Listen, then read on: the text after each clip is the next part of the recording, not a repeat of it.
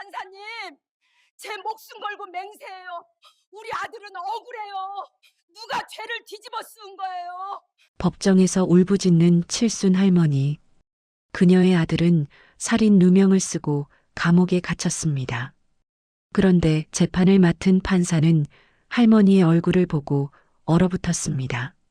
30년 전 잊을 수 없는 그날 밤이 떠올랐기 때문입니다. 과연 이 재판의 결말은 어떻게 될까요? 30년 전 무슨 일이 있었던 걸까요? 사연 시작 전 구독과 좋아요를 눌러주시고 어디에서 보고 계신지 댓글로 알려주세요. 그곳에 행운이 가득하기를 바라겠습니다. 깊은 밤이었습니다. 시계가 새벽 2시를 가리키고 있었어요. 경기도 외곽의 한적한 국도, 가로등 하나 없는 어두운 길이었습니다. 쌀쌀한 바람이 불어왔어요. 늦가을 냄새가 났습니다. 그 적막한 도로 위로 눈이 부시도록 밝은 불빛이 달려오고 있었어요. 스포츠카 한 대였습니다. 새빨간색, 엔진 소리가 고막을 찢을 듯 요란했어요.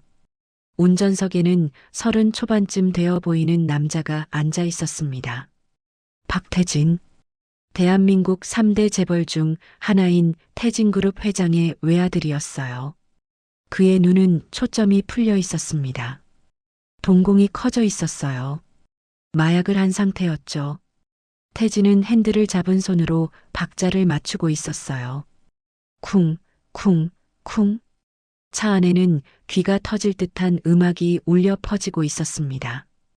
크하하. 태진이 소리내어 웃었어요. 창문을 열고 밤바람을 맞으며 괴성을 질렀습니다. 야호! 날아가는 것 같아. 속도계 바늘이 150을 넘어가고 있었어요. 제한 속도의 2배가 넘는 속력이었습니다. 그 시각, 국도 반대편 차선에서 낡은 트럭 한 대가 달려오고 있었어요. 택배 트럭이었습니다. 짐칸에는 박스들이 가득 실려 있었어요. 운전석에 앉은 남자는 30살쯤 되어 보였습니다. 최수혁. 밤새 배달을 돌고 이제야 귀가하는 길이었어요. 수혁은 하품을 하며 눈을 비볐어요. 피곤했지만 입꼬리가 올라가 있었습니다. 내일이 어머니 생신이었거든요. 퇴근하고 케이크를 사가기로 했었죠. 엄마, 깜짝 놀라시겠다. 수혁이 혼잣말을 했어요. 칠순 생신. 효도 한번 제대로 못 해드렸는데 이번에는 케이크에 용돈까지 준비했습니다. 수혁의 얼굴에 미소가 번졌어요. 바로 그때였습니다. 국도 한가운데서 뭔가가 움직였어요. 수혁이 눈을 가늘게 떴습니다. 어둠 속에서 사람 형체가 보였어요. 저게 뭐야? 할아버지 한 분이었습니다. 길 가장자리를 비틀비틀 걷고 있었어요. 새벽 2시에 국도를 걷는 노인이라니. 수혁은 고개를 갸웃거렸습니다. 어르신 위험하게. 수혁이 중얼거리며 속도를 줄였어요. 그런데 그때 반대편에서 불빛이 미친 듯이 달려오고 있었습니다. 새빨간 스포츠카. 소음이 천지를 진동했어요.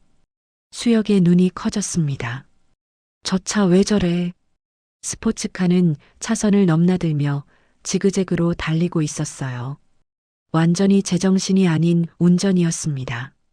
그리고 그 차의 진행 방향에는 노인이 서 있었어요. 안 돼. 수혁이 소리쳤습니다. 쾅! 귀를 찢는 충격음이 울렸어요. 스포츠카가 노인을 정면으로 치었습니다. 노인의 몸이 공중으로 붕 떠올랐어요. 그리고 땅바닥에 떨어졌습니다. 꿈틀도 하지 않았어요. 수혁의 얼굴이 새하얘졌습니다. 손이 덜덜 떨렸어요. 스포츠카가 삐걱거리며 멈췄습니다. 노인을 치고 50m쯤 더 간 뒤에야 브레이크를 밟은 것 같았어요. 수혁은 정신없이 트럭에서 뛰어내렸습니다. 노인에게 달려갔어요. 어르신 괜찮으세요? 피가 흥건했습니다. 노인의 눈은 이미 반쯤 풀려 있었어요. 수혁은 휴대폰을 꺼내 구급대에 전화했습니다. 손가락이 떨려서 번호를 누르기가 힘들었어요. 여보세요. 사고예요. 사람이 다쳤어요. 빨리 와주세요. 수혁이 위치를 알려주는 동안 스포츠카 문이 열렸습니다. 태진이 비틀거리며 나왔어요. 걸음을 제대로 걸을 수가 없었습니다. 뭐야? 뭐 쳤어? 태진은 해롱해롱한 눈으로 주변을 둘러봤어요. 그리고 피투성이 노인을 발견했습니다. 헉! 태진의 얼굴이 일그러졌어요. 술과 마약 기운이 한순간 달아나는 것 같았습니다. 수혁이 태진에게 달려갔어요. 너 뭐 하는 짓이야? 사람을 치고 그냥 가려고. 수혁이 태진의 멱살을 잡았습니다. 태진은 수혁의 손을 뿌리쳤어요. 비틀거리며 뒷걸음질 쳤습니다. 놓으라고. 태진의 눈이 휘둥그레졌어요. 이 상황을 어떻게 해야 할지 모르는 것 같았습니다. 수혁은 태진을 놓아주지 않았어요. 어디 가려고. 구급차 올 때까지 여기 있어. 태진이 발버둥 쳤습니다. 나 누군지 알아? 나 태진그룹 아들이야. 손 떼면 넌 끝나. 수혁은 콧방귀를 뀌었어요. 재벌이면 사람 치어 죽여도 돼? 꼼짝 마. 수혁은 태진을 땅바닥에 밀어 넘어뜨렸습니다. 그리고 트럭에서 밧줄을 가져와 태진의 손을 묶었어요. 경찰 올 때까지 여기 있어. 태진은 바닥에 엎드린 채 분노에 이를 갈았어요. 이개 같은 놈. 너 죽었어. 태진은 묶인 손으로 어떻게든 주머니를 뒤졌습니다. 휴대폰을 꺼냈어요. 손가락이 떨렸지만 번호를 눌렀습니다. 아버지 비서실장 번호였어요. 신호음이 3번 울리고 전화가 연결됐습니다. 여보세요? 도련님, 이 시간에 무슨... 실장님. 태진의 목소리가 갈라졌어요. 나 사고 쳤어. 전화기 너머가 조용해졌습니다. 사람 친 것 같아. 죽은 것 같아. 태진의 목소리가 떨렸어요. 빨리 와서 처리해줘. 제발. 잠시 침묵이 흘렀습니다. 그리고 비서실장의 낮고 차가운 목소리가 들려왔어요. 위치 보내세요. 바로 갑니다. 전화가 끊어졌습니다. 태진은 휴대폰을 쥔 채 땅바닥에 엎드려 있었어요. 입술이 파르르 떨렸습니다. 빨리 와. 빨리 와. 태진은 중얼거렸어요. 수혁은 노인 옆에 쪼그려 앉아 있었습니다. 노인의 손을 잡고 있었어요. 어르신, 조금만 버티세요. 구급차 곧 와요. 하지만 노인은 이미 숨이 끊어진 것 같았습니다. 손이 차갑게 식어가고 있었어요. 수혁의 눈에서 눈물이 흘러내렸습니다. 제기랄. 수혁은 고개를 숙이고 한참을 그렇게 앉아 있었어요. 그때 멀리서 차량 불빛이 보였습니다. 한 대가 아니었어요. 2대. 검은색 밴이었습니다. 썬팅이 짙어서 안이 보이지 않았어요. 밴 2대가 사고 현장에 멈춰 섰습니다. 문이 열리고 남자들이 우르르 내렸어요. 검은 양복 차림. 5명이었습니다. 수혁은 일어섰어요. 뭔가 이상한 기운을 느꼈습니다. 저기 누구세요? 남자들은 대답하지 않았어요. 무표정한 얼굴로 수혁에게 다가왔습니다. 맨 앞에 선 남자가 입을 열었어요. 나이는 50대 중반쯤 되어 보였습니다.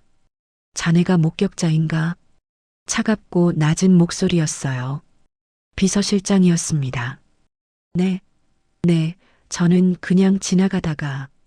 수혁이 말을 채 끝내기도 전에 양복 남자 2명이 수혁의 양팔을 잡았어요. 뭐야? 이게 뭐 하는 짓이야? 수혁이 발버둥 쳤습니다. 하지만 남자들의 힘이 너무 셌어요. 비서실장이 천천히 다가왔습니다. 수혁의 얼굴을 찬찬히 살폈어요. 얼굴 괜찮네. 쓸만하겠어. 뭐라고요? 무슨 소리야? 비서실장이 고개를 끄덕였어요. 그 순간 누군가 수혁의 뒤통수를 세게 가격했습니다. 퍽! 수혁의 눈앞이 캄캄해졌어요. 정신이 아득해졌습니다. 그리고 그대로 의식을 잃었습니다. 비서실장은 쓰러진 수혁을 내려다봤어요. 그리고 부하들에게 지시했습니다. 이자 차에 태워 술 먹여서 음주운전으로 만들어. 네, 알겠습니다. 남자들이 수혁을 질질 끌고 갔어요. 비서실장은 태진에게 다가갔습니다. 묶인 밧줄을 풀어줬어요. 도련님, 일어나세요. 태진이 비틀거리며 일어났습니다. 실장, 나 어떡해. 사람 죽였어. 비서실장이 태진의 어깨를 잡았어요. 걱정 마세요. 제가 다 처리하겠습니다. 도련님은 아무 일도 안 하신 겁니다. 태진의 눈이 흔들렸어요. 진짜? 진짜 괜찮은 거야? 네, 도련님. 저만 믿으세요. 비서실장이 차갑게 미소 지었습니다. 그 밤, 그 국도에서 한 사람의 인생이 완전히 뒤바뀌었습니다. 억울하게, 처참하게, 수혁이 눈을 떴습니다. 머리가 깨질 듯이 아팠어요. 신음소리가 새어나왔습니다. 눈앞이 흐릿했어요. 천천히 초점이 맞춰졌습니다. 낯선 천장이 보였어요. 어디지? 수혁은 고개를 돌렸습니다. 좁은 방이었어요. 창문 하나 없는 콘크리트 벽. 형광등 불빛이 차갑게 내리쬐고 있었습니다. 수혁은 몸을 일으키려 했어요. 그런데 손이 움직이지 않았습니다. 뒤로 묶여 있었어요. 의자에 꽁꽁 묶인 상태였습니다. 뭐야 이게. 수혁이 소리쳤어요. 발버둥을 쳤지만 소용없었습니다. 그때 철문이 삐걱거리며 열렸어요. 검은 양복을 입은 남자들이 들어왔습니다. 5명. 아까 그 남자들이었어요. 맨 앞에 비서실장이 서 있었습니다. 손에 뭔가를 들고 있었어요. 소주병이었습니다. 깨어났나? 비서실장이 차갑게 말했어요. 당신들 뭐야? 왜 이러는 거야? 날 왜 여기 가둬놓은 거냐고. 수혁이 고함을 질렀습니다. 비서실장은 대답하지 않았어요. 천천히 다가왔습니다. 그리고 수혁의 턱을 잡았어요. 힘이 어찌나 센지 뼈가 부서질 것 같았습니다. 조용히 해. 내가 선택할 수 있는 건 없어. 비서실장의 눈이 차갑게 빛났어요. 지금부터 내가 하는 말 잘 들어. 한 번만 말할 테니까. 수혁은 턱을 잡힌 채로 비서실장을 노려봤어요. 공포와 분노가 뒤섞인 눈빛이었습니다. 비서실장이 입을 열었어요. 오늘 밤 사고 내가 낸 거야. 뭐? 수혁의 눈이 커졌어요. 내가 술 마시고 운전하다가 노인을 쳤어. 뺑소니 치려다가 현장에서 잡혔고. 미쳤어? 내가 왜? 난 술 한 잔도 안 마셨어. 수혁이 악을 썼습니다. 비서실장이 피식 웃었어요. 그건 지금부터 만들면 돼. 비서실장이 손짓했습니다.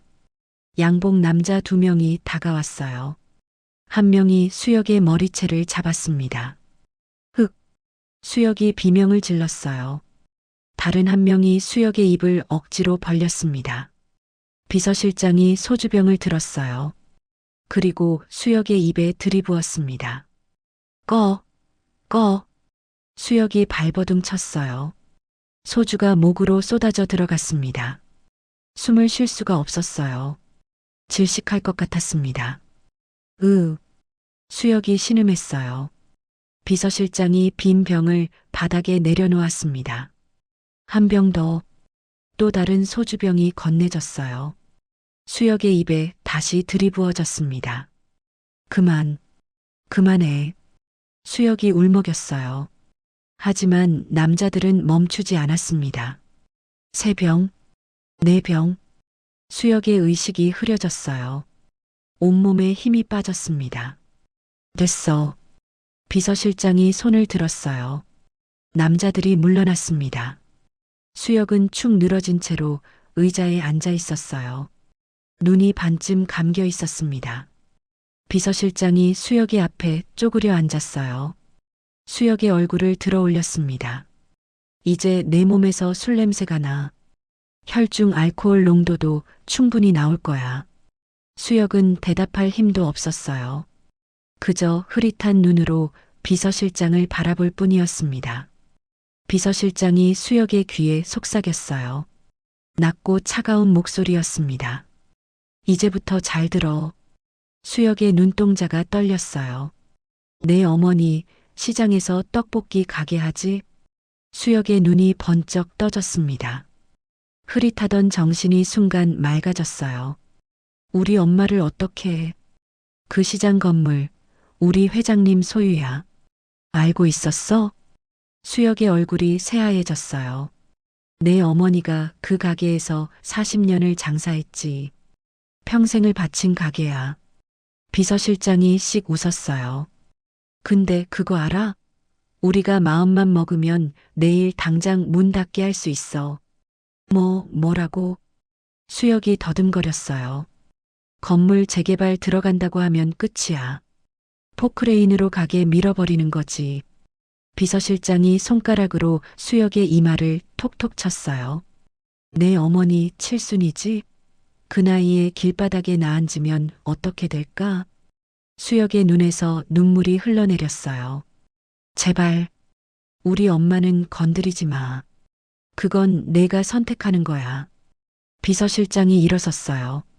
수혁을 내려다봤습니다. 간단해.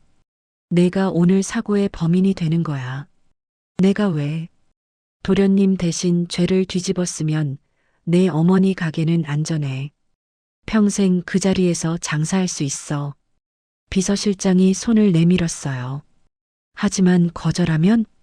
비서실장의 눈이 매섭게 빛났습니다. 내일 당장 가게 문 닫아. 내 어머니는 길바닥에서 굶어 죽게 될 거야. 그리고 너도 무사하지 못할 거야. 수혁은 온몸이 떨렸어요. 이가 딱딱 부딪혔습니다. 시간 많이 안 줄게. 지금 대답해. 비서실장이 차갑게 말했어요. 수혁의 머릿속이 하얘졌습니다. 생각이 멈춘 것 같았어요. 어머니의 얼굴이 떠올랐습니다. 70평생을 시장통에서 살아온 어머니. 새벽 4시에 일어나 떡볶이 국물을 끓이던 어머니. 손이 갈라지고 허리가 굽도록 그 가게를 지켜온 어머니. 그 어머니가 길바닥에 나앉는 모습을 상상하니 눈앞이 캄캄해졌어요. 엄마. 수혁의 입에서 신음이 새어나왔습니다. 비서실장이 손목시계를 봤어요. 10초 준다. 9, 8. 수혁의 눈에서 눈물이 비 오듯 쏟아졌어요. 7, 6. 수혁은 이를 악물었어요. 온몸이 부들부들 떨렸습니다. 5, 4. 수혁이 고개를 떨구었어요. 3, 2. 할게요. 수혁의 입에서 힘없는 목소리가 흘러나왔어요. 뭐라고? 안 들려. 비서실장이 귀에 손을 갖다 댔어요. 수혁이 고개를 들었습니다. 눈물과 콧물이 범벅이 된 얼굴이었어요. 하겠다고요. 내가 범인이라고 할게요. 제발 우리 엄마만 건드리지 마세요. 수혁의 목소리가 갈라졌어요. 어깨가 들썩이며 흐느꼈습니다. 비서실장이 만족스럽게 웃었어요. 현명한 선택이야. 비서실장이 부하에게 손짓했어요. 풀어줘. 남자들이 수혁의 밧줄을 풀었습니다. 수혁은 바닥에 털썩 쓰러졌어요. 일어날 힘이 없었습니다. 비서실장이 수혁을 내려다봤어요.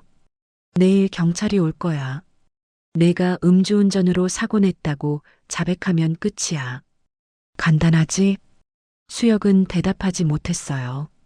그저 바닥에 엎드려 흐느낄 뿐이었습니다. 비서실장이 몸을 돌렸어요. 문 앞에서 멈춰 섰습니다. 그리고 비서실장이 어깨너머로 말했어요. 혹시라도 나중에 마음 바꿔서 딴소리하면 그땐 어머니 가게만 없어지는 게 아니야. 비서실장의 목소리가 낮아졌어요. 어머니도 없어질 거야. 알겠지? 수혁의 몸이 굳었어요. 대답해. 네, 알겠습니다. 수혁의 목소리는 이미 영혼이 빠져나간 것 같았어요. 비서실장이 문을 열고 나갔습니다. 철문이 쾅 닫혔어요. 수혁은 바닥에 엎드린 채로 한참을 울었습니다. 주먹으로 콘크리트 바닥을 쳤어요. 엄마, 미안해. 수혁의 울음소리가 좁은 방 안에 울려 퍼졌습니다. 그날 새벽, 수혁은 경찰에 인계됐어요. 음주운전 뺑소니 치사. 그 혐의로 체포됐습니다. 수혁은 취조실에서 자백했어요. 제가 그랬습니다. 술 마시고 운전하다가 사람을 쳤습니다. 형사가 물었어요. 현장에서 도주하려고 했나? 수혁은 고개를 떨구었어요. 네. 무서워서 도망치려고 했습니다. 형사가 고개를 끄덕였어요. 범행을 인정하는 거지? 네. 수혁의 눈에서 눈물이 뚝뚝 떨어졌어요. 하지만 아무도 그 눈물의 진짜 이유를 알지 못했습니다. 며칠 후, 시장통 떡볶이 가게에 김옥분 할머니가 TV 뉴스를 보고 있었어요. 음주운전 뺑소니로 구속된 최수혁 씨는 범행을 모두 인정했습니다. 옥분의 손에서 국자가 떨어졌어요. 쨍그랑 소리가 났습니다. 아니야. 우리 아들이 그럴 리가 없어. 옥분은 TV 앞에 주저앉았어요. 수혁아, 우리 수혁아. 옥분의 절규가 시장통에 울려 퍼졌습니다. 그 울음소리를 아무도 들어주지 않았어요. 1년이 흘렀습니다.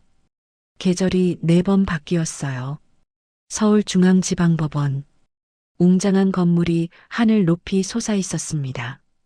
오전 10시 304호 법정 앞에 사람들이 모여 있었어요. 기자들이 카메라를 들고 서성거렸습니다. 방청객들이 줄을 서서 입장을 기다렸어요.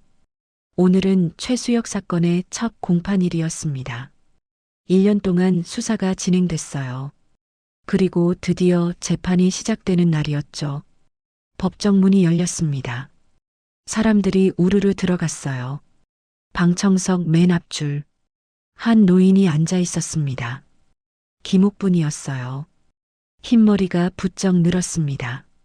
얼굴에 주름이 깊게 패여 있었어요. 1년 사이에 10년은 늙은 것 같았습니다. 옥분은 두 손을 꼭 모으고 앉아 있었어요. 입술이 파르르 떨렸습니다. 수혁아, 엄마 왔다. 옥분이 나지막하게 중얼거렸어요. 피고인석에 수혁이 앉아 있었습니다. 수갑을 찬 채로요. 1년 만에 보는 아들이었어요. 수혁의 얼굴은 헬쑥해져 있었습니다. 광대뼈가 툭 튀어나왔어요. 눈 밑에는 짙은 그림자가 드리워져 있었습니다. 옥분의 눈에서 눈물이 흘러내렸어요. 우리 아들, 저렇게 됐구나. 옥분은 손수건으로 눈물을 훔쳤습니다. 수혁이 방청석을 돌아봤어요. 어머니와 눈이 마주쳤습니다. 수혁의 눈시울이 붉어졌어요. 하지만 금방 고개를 숙였습니다. 어머니 눈을 똑바로 볼 수가 없었어요. 그때 법정 안이 술렁거렸습니다. 전원 기립, 정복을 입은 법원 경위가 외쳤어요. 모두가 일어섰습니다. 판사석 문이 열렸어요. 검은 법복을 입은 남자가 걸어 들어왔습니다. 강민석 부장판사였어요. 45살. 서울중앙지법에서 가장 젊은 부장판사였습니다. 그의 별명은 피도 눈물도 없는 판사였어요. 어떤 사건이든 원칙대로만 판결했습니다. 온정이나 동정 따위는 없었어요. 그래서 피고인들은 그를 두려워했고 검사들은 그를 좋아했습니다. 민석이 판사석에 앉았어요. 날카로운 눈으로 법정을 훑어봤습니다. 앉으세요. 낮고 차가운 목소리였어요. 모두가 자리에 앉았습니다. 민석이 서류를 펼쳤어요. 사건 기록을 훑어봤습니다. 음주운전 뺑소니 치사, 피고인 최수혁, 피해자 사망. 민석의 표정은 무덤덤했어요. 수도 없이 봐온 종류의 사건이었습니다. 검찰 측 기소 내용을 설명하세요. 민석이 검사를 바라봤어요. 검사가 일어섰습니다. 젊은 남자 검사였어요. 피고인 최수혁은 작년 10월 15일 새벽 2시경 경기도 외곽국도에서 음주 상태로 차량을 운전하다 보행 중이던 피해자 김모 씨를 충격해 사망에 이르게 했습니다. 검사가 서류를 넘겼어요. 피고인은 피해자를 친 후 차에서 내려 피해자가 살아있는 것을 확인했습니다. 그럼에도 불구하고 차량에 다시 탑승해 후진하여 피해자를 재차 역과했습니다. 법정이 술렁거렸어요. 수혁의 얼굴이 일그러졌습니다. 그런 적 없었어요. 하지만 입을 열 수 없었습니다. 어머니 가게가 눈앞에 아른거렸거든요. 피고인의 혈중 알코올 농도는 면허 취소 수준이었으며 사고 후 현장에서 도주하려다 인근 트럭에 의해 저지당했습니다. 검사가 판사를 바라봤어요. 이는 단순 교통사고가 아닌 명백한 살인입니다. 검찰은 피고인에게 법정 최고형인 사형을 구형합니다. 방청석이 술렁거렸어요. 사형, 사실상 평생 감옥이었습니다. 옥분의 얼굴이 새하얘졌어요. 사형이라니. 옥분의 손이 덜덜 떨렸습니다. 민석은 표정 변화 없이 검사의 말을 들었어요. 그리고 피고인석의 수혁을 바라봤습니다. 피고인, 검찰 측 기소 내용을 인정합니까? 수혁이 천천히 일어섰어요. 고개를 숙인 채였습니다. 네, 인정합니다. 수혁의 목소리는 힘이 없었어요. 마치 미리 정해진 대본을 읽는 것 같았습니다. 민석의 눈썹이 미세하게 꿈틀거렸어요. 뭔가 이상한 느낌이 들었습니다. 하지만 민석은 그 느낌을 무시했어요. 변호인 측 할 말 있습니까? 국선 변호사가 일어섰습니다. 젊은 여자 변호사였어요. 피고인은 범행을 인정하고 깊이 반성하고 있습니다. 선처를 호소드립니다. 그게 전부였어요. 변호사는 바로 자리에 앉았습니다. 민석은 한숨을 참았어요. 국선 변호사치고는 너무 성의가 없었습니다. 그래도 피고인이 범행을 인정했으니 더할 말은 없었어요. 민석이 입을 열려던 순간이었습니다. 잠깐만요. 방청석에서 누군가 외쳤어요. 모든 시선이 그쪽으로 쏠렸습니다. 옥분이 벌떡 일어서 있었어요. 두 손으로 앞좌석 등받이를 꽉 잡고 있었습니다. 저기요, 방청객은 발언할 수 없습니다. 경위가 다가갔어요. 잠깐만요. 제발 한마디만. 옥분이 경위를 밀쳐냈어요. 그리고 판사석을 향해 외쳤습니다. 판사님, 우리 아들은 안 그랬어요. 법정이 웅성거렸어요. 민석은 옥분을 바라봤습니다. 흰머리에 주름진 얼굴, 눈에서는 눈물이 비오듯 쏟아지고 있었어요. 판사님, 제 아들은 평생 술 한 방울 안 마셨어요. 아버지가 술 때문에 돌아가셨거든요. 그래서 술 냄새만 맡아도 구역질을 해요. 옥분의 목소리가 법정에 울려 퍼졌습니다. 그런 애가 술 마시고 운전을 해요? 말이 됩니까? 경위 두 명이 옥분에게 다가갔어요. 양팔을 잡았습니다. 어머니, 나가셔야 합니다. 나요? 나? 옥분이 버둥거렸어요. 하지만 젊은 경위들을 당해낼 수 없었습니다. 옥분이 끌려가면서 외쳤어요. 판사님, 제 목숨 걸고 맹세해요. 우리 아들은 억울해요. 누가 죄를 뒤집어 씌운 거예요. 옥분의 눈에서 눈물이 흘러내렸습니다. 제발 우리 아들 좀 살려주세요. 이 늙은 것이 무릎 꿇고 빌게요. 제발요. 옥분이 무릎을 꿇으려 했어요. 하지만 경위들이 그녀를 잡아 일으켰습니다. 나가세요, 어머니. 옥분이 법정 문 쪽으로 끌려갔어요. 그 순간이었습니다. 민석의 눈동자가 크게 흔들렸어요. 옥분의 얼굴, 울부짖는 그 얼굴. 30년 전 기억이 번개처럼 스쳤습니다. 겨울, 눈이 펑펑 내리던 밤, 한강 다리 난간을 붙잡고 있던 어린 자신. 그때 달려와서 자기 멱살을 잡고 끌어내린 사람. 그 얼굴이 지금 저 얼굴과 겹쳤어요. 야, 이놈아.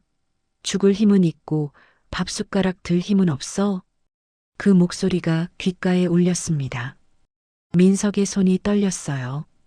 법봉을 잡은 손에 땀이 났습니다. 저 사람이, 저 할머니가. 민석의 입술이 바르르 떨렸어요. 옥분이 법정 문 앞까지 끌려갔습니다. 문이 열리기 직전 옥분이 마지막으로 소리쳤어요. 판사님, 우리 아들은 착해요. 제가 30년을 키웠는데 제가 몰라요? 제발, 제발이요. 문이 닫혔어요. 옥분의 울음소리가 점점 멀어졌습니다. 법정 안이 조용해졌어요. 무거운 침묵이 흘렀습니다. 민석은 꿈쩍도 하지 않았어요. 눈앞이 하얘진 것 같았습니다. 판사님? 검사가 조심스럽게 불렀어요. 선고하시겠습니까? 민석은 대답하지 못했어요. 머릿속이 복잡하게 돌아갔습니다. 30년 전 자기 목숨을 구해준 은인. 그 은인의 아들이 지금 피고인석에 앉아 있었어요. 그리고 그 은인은 아들이 억울하다고 울부짖었습니다. 민석은 수혁을 바라봤어요. 고개를 숙인 채 가만히 앉아 있는 수혁. 그의 눈빛에서 뭔가 이상한 게 느껴졌어요. 죄를 지은 사람의 눈빛이 아니었습니다. 무언가를 감추고 있는 눈빛. 두려움에 짓눌린 눈빛이었어요. 민석은 결단을 내렸습니다. 오늘 선고는 연기합니다. 법정이 술렁거렸어요. 판사님 무슨... 검사가 놀라서 일어섰습니다. 민석이 검사를 제지했어요. 피고인의 자백 과정에 강압이 의심됩니다. 추가 조사가 필요합니다. 검사의 얼굴이 굳어졌어요. 판사님, 피고인이 범행을 인정했습니다. 강압의 증거가 어디 있습니까? 민석이 검사를 똑바로 바라봤어요. 차갑고 날카로운 눈빛이었습니다. 그래서 조사하겠다는 겁니다. 공판은 2주 뒤로 연기합니다. 민석이 법봉을 내리쳤어요. 탁! 패정합니다. 민석이 자리에서 일어났어요. 법복 자락을 휘날리며 퇴장했습니다. 법정 안이 웅성거렸어요. 기자들이 술렁거리며 메모를 했습니다. 검사는 황당한 표정으로 서 있었어요. 수혁은 고개를 들어 판사가 사라진 문을 바라봤습니다. 눈에 의문이 가득했어요. 왜 연기한 거지? 무슨 일이 벌어지는 거야? 수혁은 알 수 없었습니다. 하지만 한 가지는 느꼈어요. 무언가가 바뀌기 시작했다는 것을. 그날 밤이었습니다. 민석은 집에 돌아오지 못했어요. 서울 외곽의 한적한 포장마차. 낡은 천막 아래 플라스틱 의자가 놓여 있었습니다. 민석은 구석 자리에 앉아 있었어요. 법복은 벗고 평범한 점퍼 차림이었습니다. 앞에는 소주잔이 놓여 있었어요. 하지만 손도 대지 않았습니다. 그저 멍하니 허공을 바라보고 있었어요. 오늘 법정에서 본 그 얼굴, 울부짖던 그 할머니의 얼굴, 눈을 감아도 보였습니다. 30년 전 기억과 겹쳐서요. 민석은 눈을 감았어요. 기억의 문이 열렸습니다. 30년 전, 1995년 겨울, 서울 외곽의 보육원, 사랑의 집이라는 이름이 붙어 있었어요. 하지만 그곳에 사랑은 없었습니다. 15살 소년 민석은 그곳에서 자랐어요. 태어나자마자 버려진 아이였습니다. 부모가 누군지 몰랐어요. 이름도 보육원에서 지어준 거였죠. 보육원 원장은 술만 마시면 아이들을 때렸어요. 밥은 늘 부족했습니다. 민석은 매일 배가 고팠어요. 매일 맞았습니다. 그래도 버텼어요. 18살이 되면 나갈 수 있으니까. 그런데 그해 겨울, 민석은 더 이상 버틸 수 없었습니다. 원장이 민석을 창고에 가뒀거든요. 사흘 동안 밥도 물도 주지 않았어요. 이유는 간단했습니다. 원장의 지갑에서 돈이 없어졌는데 민석을 범인으로 지목한 거예요. 민석은 훔치지 않았습니다. 하지만 아무도 믿어주지 않았어요. 사흘째 되는 날 밤, 민석은 창고 창문을 깨고 탈출했어요. 맨발이었습니다. 눈이 펑펑 내리고 있었어요. 민석은 무작정 걸었습니다. 어디로 가는지도 몰랐어요. 배가 고팠습니다. 온몸이 얼어붙는 것 같았어요. 발이 피투성이가 됐습니다. 그래도 걸었어요. 얼마나 걸었을까? 한강이 보였습니다. 다리 위에 섰어요. 난간을 잡았습니다. 아래를 내려다봤어요. 까만 강물이 흐르고 있었습니다. 여기서 뛰어내리면 민석은 중얼거렸어요. 다 끝나겠지. 눈물이 흘러내렸습니다. 하지만 금방 얼어붙었어요. 너무 추웠거든요. 민석은 난간을 넘었습니다. 발끝이 다리 가장자리에 걸쳤어요. 손만 놓으면 됐습니다. 그러면 모든 고통이 끝나요. 민석은 눈을 감았어요. 엄마. 한 번도 본 적 없는 엄마를 불렀습니다. 왜 나를 버렸어요? 손가락에 힘이 빠졌어요. 바로 그때였습니다. 이놈아. 뒤에서 누군가 고함을 질렀어요. 민석이 깜짝 놀라 뒤를 돌아봤습니다. 한 여자가 달려오고 있었어요. 40대쯤 되어 보였습니다. 앞치마를 두르고 있었어요. 손에는 비닐봉지를 들고 있었습니다. 여자가 민석에게 달려왔어요. 그리고 민석의 멱살을 잡았습니다. 이 미친놈이 뭐하는 짓이야? 여자가 악을 썼어요. 민석은 저항했습니다. 나요. 놓으라고요. 이놈이 진짜. 여자는 민석을 놓지 않았어요. 오히려 더 세게 잡아당겼습니다. 죽고 싶어? 진짜 죽고 싶어? 민석이 울부짖었어요. 네, 죽고 싶어요. 살아서 뭐해요? 아무도 저 안 오네요. 여자의 눈에서 뭔가가 번뜩였어요. 그리고 다음 순간, 철서? 여자의 손바닥이 민석의 뺨을 때렸습니다. 민석은 멍해졌어요. 뺨이 화끈거렸습니다. 정신 차려 이놈아. 여자가 고함을 질렀어요. 죽으면 끝이야. 죽으면 아무것도 못해. 복수도 못하고 성공도 못하고 그냥 아무것도 못한다고. 민석은 말이 나오지 않았어요. 그저 여자를 바라볼 뿐이었습니다. 여자가 민석을 난간에서 끌어내렸어요.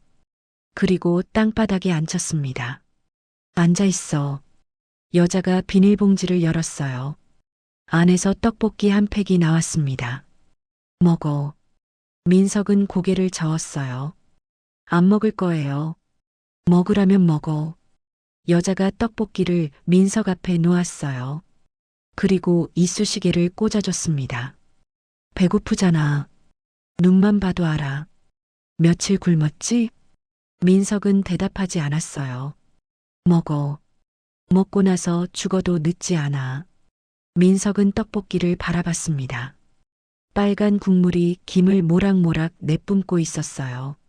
배에서 꼬르륵 소리가 났습니다. 민석은 자신도 모르게 이쑤시개를 집었어요. 떡볶이를 하나 찍어 입에 넣었습니다. 달콤하고 매콤한 맛이 입안에 퍼졌어요. 눈물이 왈칵 쏟아졌습니다. 민석은 울면서 떡볶이를 먹었어요. 허겁지겁, 개걸스럽게. 여자는 아무 말 없이 지켜봤습니다. 민석이 떡볶이를 다 먹었어요. 국물까지 마셨습니다. 그리고 여자를 올려다봤어요. 왜? 왜 저한테 이러시는 거예요? 민석이 물었습니다. 목소리가 갈라졌어요. 저 모르는 사람이잖아요. 왜 저를 살려요? 여자가 피식 웃었어요. 나도 몰라. 그냥 지나가다 봤어. 여자가 민석 옆에 앉았습니다. 여자가 한숨을 쉬었어요. 근데 있잖아. 여자가 민석의 어깨를 잡았습니다. 민석이 고개를 들었어요. 야, 이놈아. 여자의 눈이 빛났어요. 죽을 힘은 있고 밥숟가락 들 힘은 없어? 민석은 말이 없었어요. 내가 얼마나 힘들었는지 나는 몰라. 근데 하나는 알아. 여자가 민석의 눈을 똑바로 바라봤습니다. 죽으면 진짜 끝이야. 아무것도 못해. 내가 얼마나 억울하든 얼마나 화나든 죽으면 그냥 끝이라고. 민석의 눈에서 눈물이 흘러내렸어요. 근데 살면 달라. 살면 뭐든 할 수 있어. 복수도 하고 성공도 하고 널 버린 놈들 코 납작하게 만들 수도 있어. 여자가 민석의 어깨를 꽉 잡았어요. 그러니까 살아. 살아서 이 더러운 세상에 보란 듯이 성공해. 알겠어? 민석은 대답하지 못했어요. 그저 울기만 했습니다. 여자가 일어섰어요. 민석의 손을 잡고 끌어올렸습니다. 일어나. 우리 가게 가자. 네. 오늘은 우리 가게 창고에서 자. 이렇게 추운 날 밖에 있으면 얼어 죽어. 민석은 여자의 손에 이끌려 걸었어요. 맨발이 시렸지만 신경 쓰이지 않았습니다. 아줌마 이름이 뭐예요? 민석이 물었어요. 김옥분이야. 너는? 강민석이요. 민석이? 좋은 이름이네. 옥분이 웃었어요. 그날 밤 민석은 옥분의 가게 창고에서 잤습니다. 따뜻한 이불을 덮고요. 그리고 그 뒤로 석 달 동안 옥분은 민석을 돌봐줬어요. 매일 밥을 먹였습니다. 떡볶이도 주고 국밥도 주고. 야, 많이 먹어. 살 좀 쪄야지. 옥분은 매일 그렇게 말했어요. 민석은 그 석 달 동안 살이 붙었습니다. 눈에 생기가 돌았어요. 그리고 다시 살아갈 힘을 얻었습니다. 석 달 뒤 민석은 옥분에게 말했어요. 아주머니, 저 학교 다시 다닐 거예요. 그래, 잘 생각했다. 공부 열심히 해서 판사 될 거예요. 옥분이 눈을 동그랗게 떴어요. 판사? 우리 민석이가? 네. 저 같은 억울한 사람 도와주고 싶어요. 민석의 눈이 반짝였어요. 옥분이 환하게 웃었습니다. 그래, 그래. 꼭 그렇게 해. 아주머니가 응원할게. 민석은 그 뒤로 악착같이 공부했어요. 검정고시를 보고 대학에 갔고 사법시험에 합격했습니다. 그리고 판사가 됐어요. 하지만 그 사이에 옥분과 연락이 끊겼습니다. 가게 전화번호가 바뀌었고 시장이 재개발되면서 주소도 사라졌어요. 민석은 옥분을 찾으려 했지만 실패했습니다. 그렇게 30년이 흘렀어요. 그런데 오늘 법정에서 그 얼굴을 다시 봤습니다. 30년 전 자기 목숨을 구해준 은인. 그 은인이 아들을 살려달라고 울부짖고 있었어요. 민석은 포장마차에서 눈을 떴습니다. 회상에서 깨어났어요. 손이 떨렸습니다. 심장이 쿵쾅거렸어요. 은인이 아들을 살려달라고 했어. 민석이 중얼거렸어요. 내 목숨을 살려준 은인이. 민석은 주먹을 불끈 쥐었습니다. 이건 우연이 아니야. 민석의 눈에 불꽃이 일었어요. 옷벗을 각오해야겠어. 민석은 자리에서 일어났습니다. 재판이 열리기 이틀 전이었습니다. 민석은 집무실에서 서류를 정리하고 있었어요. 30년 전의 기억이 자꾸만 떠올랐습니다. 그 추운 겨울, 어린 시절 굶주리던 자신에게 따뜻한 떡볶이를 건넸던 여인. 그 여인이 바로 옥분이었어요. 민석은 창밖을 바라보며 깊은 한숨을 내쉬었습니다. 법관으로서 공정해야 한다는 것을 누구보다 잘 알고 있었어요. 하지만 마음 한편에서는 자꾸만 목소리가 들려왔습니다. 그녀의 아들이 정말 범인일까? 무언가 석연치 않은 구석이 너무 많았어요. 그날 저녁이었습니다. 민석은 오래된 친구를 찾아갔어요. 강력계 형사 출신으로 지금은 교통과에서 근무하는 마동철이었습니다. 동철은 허름한 포장마차에서 소주를 마시고 있었어요. 민석이 맞은편에 앉아 눈을 크게 떴습니다. 야, 부장판사 나으리가 이런 데까지 웬일이야? 민석은 자리에 앉으며 무거운 표정으로 입을 열었어요. 부탁이 있어. 동철은 소주잔을 내려놓고 진지하게 바라봤습니다. 민석은 사건의 개요를 설명했어요. 음주운전 뺑소니, 자백한 피고인, 하지만 너무 깔끔하게 정리된 증거들.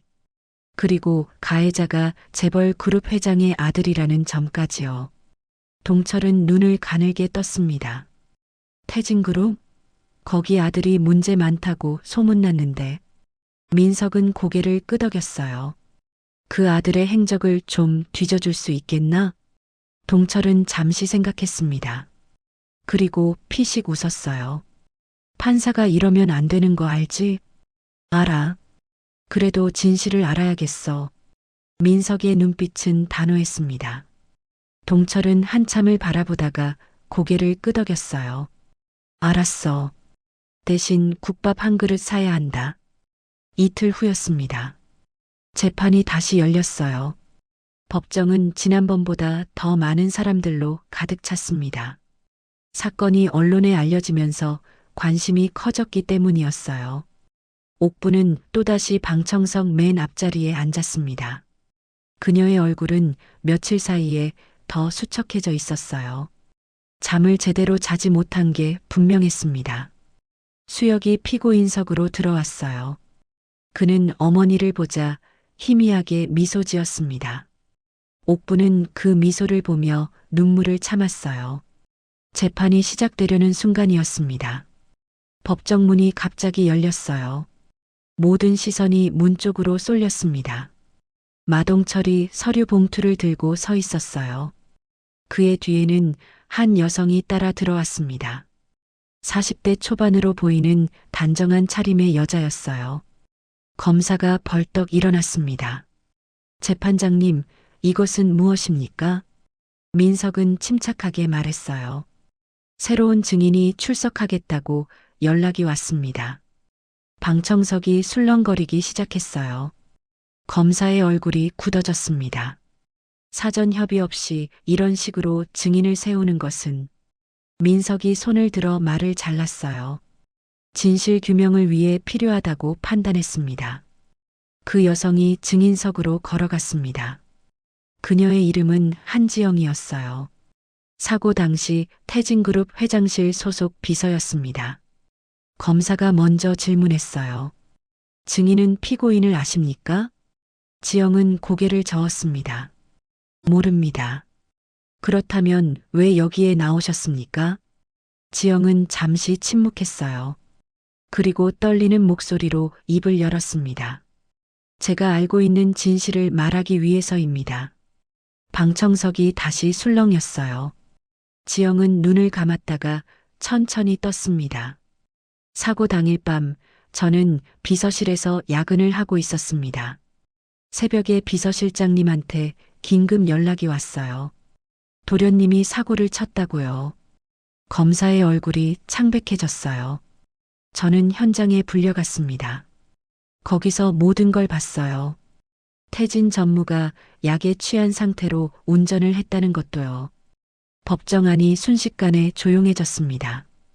비서실장이 다른 사람을 범인으로 만드는 과정을 처음부터 끝까지 지켜봤습니다. 지영의 눈에서 눈물이 흘러내렸어요. 무고한 사람에게 억지로 술을 먹이고 협박하는 것까지 전부요. 법정이 발칵 뒤집어졌습니다. 기자들이 카메라를 들이댔고 방청객들이 웅성거렸어요. 검사가 소리쳤습니다. 이것은 조작된 증언입니다. 증인의 신뢰성을 검증해야 합니다. 그때 마동철이 서류 봉투를 열었어요. 안에서 사진 여러 장이 나왔습니다. 사고 현장 근처 편의점의 사고 기록 영상을 화면에 담은 것이었어요. 박태진이 약에 취해 비틀거리며 차에 타는 모습, 그리고 사고 직후 현장에서 도주하는 빨간 스포츠카의 모습이 선명하게 담겨 있었습니다. 민석이 증거를 확인했어요. 이 자료를 법정 증거로 채택하겠습니다. 검사의 얼굴이 하얗게 질렸습니다. 옥부는 두 손을 모으고 하늘을 올려다봤어요. 눈물이 쉬지 않고 흘러내렸습니다.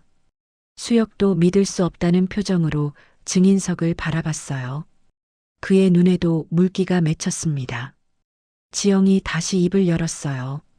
저는 1년 동안 죄책감에 시달렸습니다. 무고한 사람이 감옥에 간다는 걸 알면서도 입을 다물었어요. 그녀의 목소리가 떨렸습니다. 더 이상은 못 참겠습니다. 진실을 말해야겠다고 결심했습니다. 법정 안이 다시 술렁거렸어요. 검사 쪽에서 젊은 남자 하나가 벌떡 일어섰습니다. 박태진이었어요. 그의 얼굴이 불그락푸르락해져 있었습니다. 저 여자 거짓말이야. 다 거짓말이라고. 태진이 악을 썼어요. 아버지한테 전화해. 전현 당장 입 막아. 법정 경위들이 달려왔습니다. 태진을 제지하려 했어요. 하지만 태진은 미친 듯이 날뛰었습니다. 나 태진그룹 아들이야. 손 떼면 다 죽여버린다. 태진이 주먹을 휘둘렀어요. 경위 한 명이 코피를 터뜨리며 쓰러졌습니다. 법정이 아수라장이 됐어요. 민석이 법봉을 내리쳤습니다. 탁, 탁, 탁. 조용히 하세요. 민석의 목소리가 법정에 울려 퍼졌어요. 그 순간 법정 문이 다시 열렸습니다. 경찰 제복을 입은 남자들이 우르르 들어왔어요. 선두에 마동철이 서 있었습니다. 그의 손에는 수갑이 들려 있었어요. 박태진 전무님, 영장 나왔습니다. 동철이 차갑게 말했어요. 살인교사, 증거조작, 협박 혐의로 체포합니다. 태진의 얼굴이 새하얗게 질렸어요. 뭐라고? 동철이 태진에게 다가갔습니다. 수갑을 채웠어요. 철컥. 차가운 금속 소리가 법정에 울렸습니다. 태진이 끌려가면서 악을 썼어요. 나 누군지 알아? 내 아버지가 누군데? 너희 다 죽었어. 하지만 아무도 대꾸하지 않았습니다. 경찰들은 묵묵히 태진을 데리고 나갔어요. 법정 문이 닫혔습니다. 무거운 침묵이 흘렀어요. 민석은 잠시 숨을 고르며 서류를 정리했습니다. 그리고 법봉을 들었어요. 오늘 재판은 새로운 증거와 증언으로 인해 중대한 전환점을 맞이했습니다. 민석의 목소리가 차분하게 울렸어요. 본 재판부는 피고인 최수혁에 대한 기존 기소 내용을 전면 재검토하겠습니다. 방청석에서 탄성이 터져 나왔어요. 옥분의 입에서 흐느끼는 소리가 새어나왔습니다. 민석이 수혁을 바라봤어요. 피고인은 추가 심리 때까지 석방 조치합니다. 그 말이 떨어지자마자 옥분이 자리에서 벌떡 일어났어요.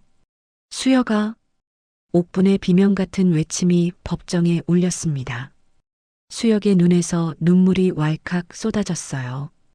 1년 만에 듣는 석방이라는 단어였습니다. 법정 밖으로 나온 옥분은 아들을 껴안았어요.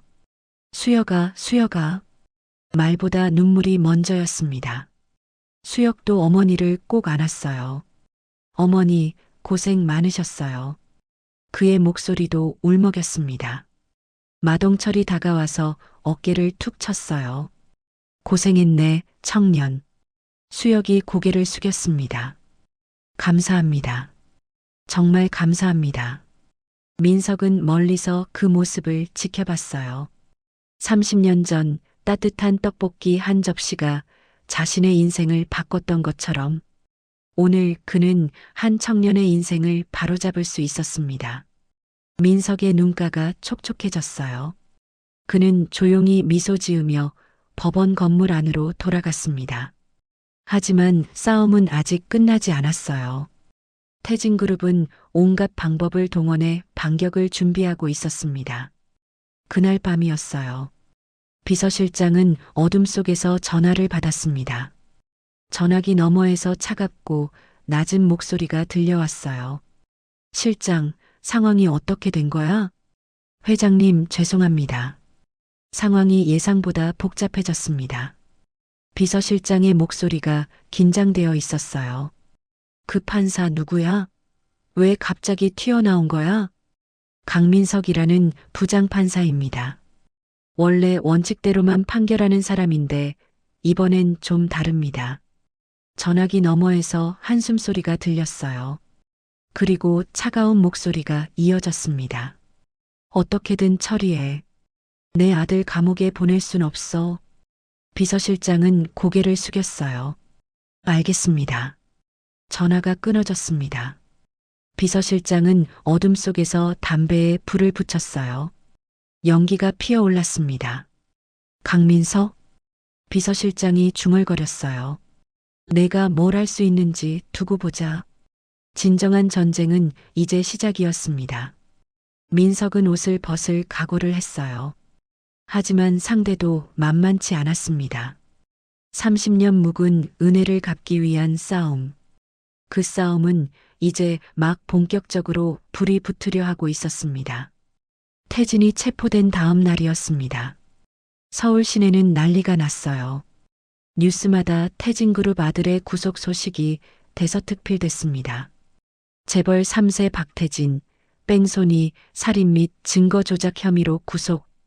무고한 시민에게 죄를 뒤집어 씌운 충격적 진실. 인터넷에서도 난리였어요. 사람들은 분노했습니다. 재벌이면 뭐든 다 되는 줄 알았나? 저런 놈은 사형시켜야 해. 여론이 들끓었어요. 하지만 태진그룹은 가만히 있지 않았습니다. 그날 오후였어요. 태진그룹 본사 회장실. 박정호 회장이 창밖을 바라보고 있었습니다. 65살. 백발이 섞인 머리카락. 눈빛은 차갑고 날카로웠어요. 그는 대한민국 3대 재벌 중 하나를 이끄는 남자였습니다. 맨손으로 사업을 일궈 여기까지 온 입지전적인 인물이었어요. 하지만 아들만은 어쩔 수가 없었습니다. 태진은 어릴 때부터 말썽꾸러기였어요. 돈으로 모든 걸 해결할 수 있다고 믿는 아이였죠. 정호 회장은 그런 아들을 감싸왔습니다. 아무리 사고를 쳐도 돈으로 무마했어요. 이번에도 그럴 수 있을 거라고 생각했습니다. 회장님, 비서실장이 조심스럽게 다가왔어요. 변호인단이 도착했습니다. 정호 회장이 고개를 끄덕였어요. 들여보내. 문이 열리고 양복 차림의 남자 3명이 들어왔습니다. 대한민국 최고의 로펌 소속 변호사들이었어요. 한 시간에 수백만 원을 받는 사람들이었습니다. 회장님, 상황이 좋지 않습니다. 선임 변호사가 입을 열었어요. 증인의 증언과 영상 증거가 너무 결정적입니다. 정호 회장의 눈썹이 꿈틀거렸어요. 그래서 방법이 없다는 거야? 방법이 아예 없지는 않습니다. 변호사가 서류를 꺼냈어요. 증인 한지영을 압박해서 증언을 번복시키거나 영상의 진위 여부를 문제 삼을 수 있습니다. 정호 회장이 고개를 끄덕였어요. 그렇게 해. 돈은 얼마든지 쓸 테니까. 변호사들이 고개를 숙였습니다. 알겠습니다, 회장님. 그 시각, 서울 외곽의 낡은 포장마차였어요. 마동철이 테이블에 앉아 소주를 마시고 있었습니다. 맞은편에는 민석이 앉아 있었어요. 둘 다 표정이 무거웠습니다. 아직 끝난 거 아니야. 동철이 말했어요. 태진그룹이 가만히 있겠어? 변호사들 총동원해서 빠져나오려고 할 거야. 민석은 고개를 끄덕였어요. 알아. 그래서 더 확실한 증거가 필요해. 더 확실한 증거. 동철이 눈을 가늘게 떴어요. 민석이 몸을 앞으로 숙였습니다. 한지영 증언만으로는 부족해. 저쪽에서 증인을 협박하거나 매수하면 끝이야. 그럼 뭐가 더 필요한데? 물증이 필요해. 민석의 눈이 반짝였어요. 사고 당시 태진이 몰던 스포츠카. 그 차에 뭔가 남아있을 거야. 동철이 고개를 저었어요. 그 차는 이미 폐차됐을 거야. 재벌들이 증거인멸을 안 했겠어? 그래도 뒤져봐야지. 뭔가 남아있을 수도 있어. 민석이 진지하게 말했어요. 동철은 잠시 생각했습니다. 그리고 소주잔을 비우며 말했어요. 알았어. 내가 한번 파볼게. 다음 날 아침이었습니다. 동철은 사건 현장으로 향했어요. 경기도 외곽의 한적한 국도. 1년 전 사고가 난 바로 그 장소였습니다. 동철은 천천히 주변을 살폈어요. 도로 옆에는 논밭이 펼쳐져 있었습니다. 가로등도 없고 인적도 드문 곳이었어요. 이런 데서 사고가 났으니 목격자가 없었겠지. 동철이 중얼거렸어요. 그때였습니다. 저만치 논둑에서 무언가가 움직였어요.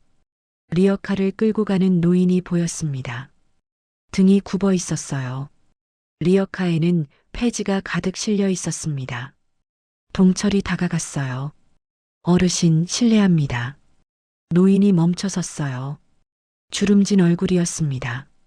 누구신가요? 저 경찰입니다. 몇 가지 여쭤볼 게 있어서요. 동철이 경찰 신분증을 보여줬어요. 할머니가 고개를 끄덕였습니다. 뭐 물어보실 건데요? 혹시 1년 전에 이 근처에서 교통사고 난 거 아세요? 할머니의 눈빛이 달라졌어요. 아, 그거요. 기억하지요. 그날 밤에 엄청 시끄러웠어요. 동철의 눈이 반짝였습니다. 뭐가 시끄러웠는데요? 할머니가 논둑에 앉았어요. 동철도 옆에 앉았습니다. 그날 밤이 새벽 2시쯤이었을 거예요. 할머니가 말했어요. 저는 폐지 주우러 나왔었거든요. 새벽에 다녀야 경쟁이 덜하거든. 네, 그래서요?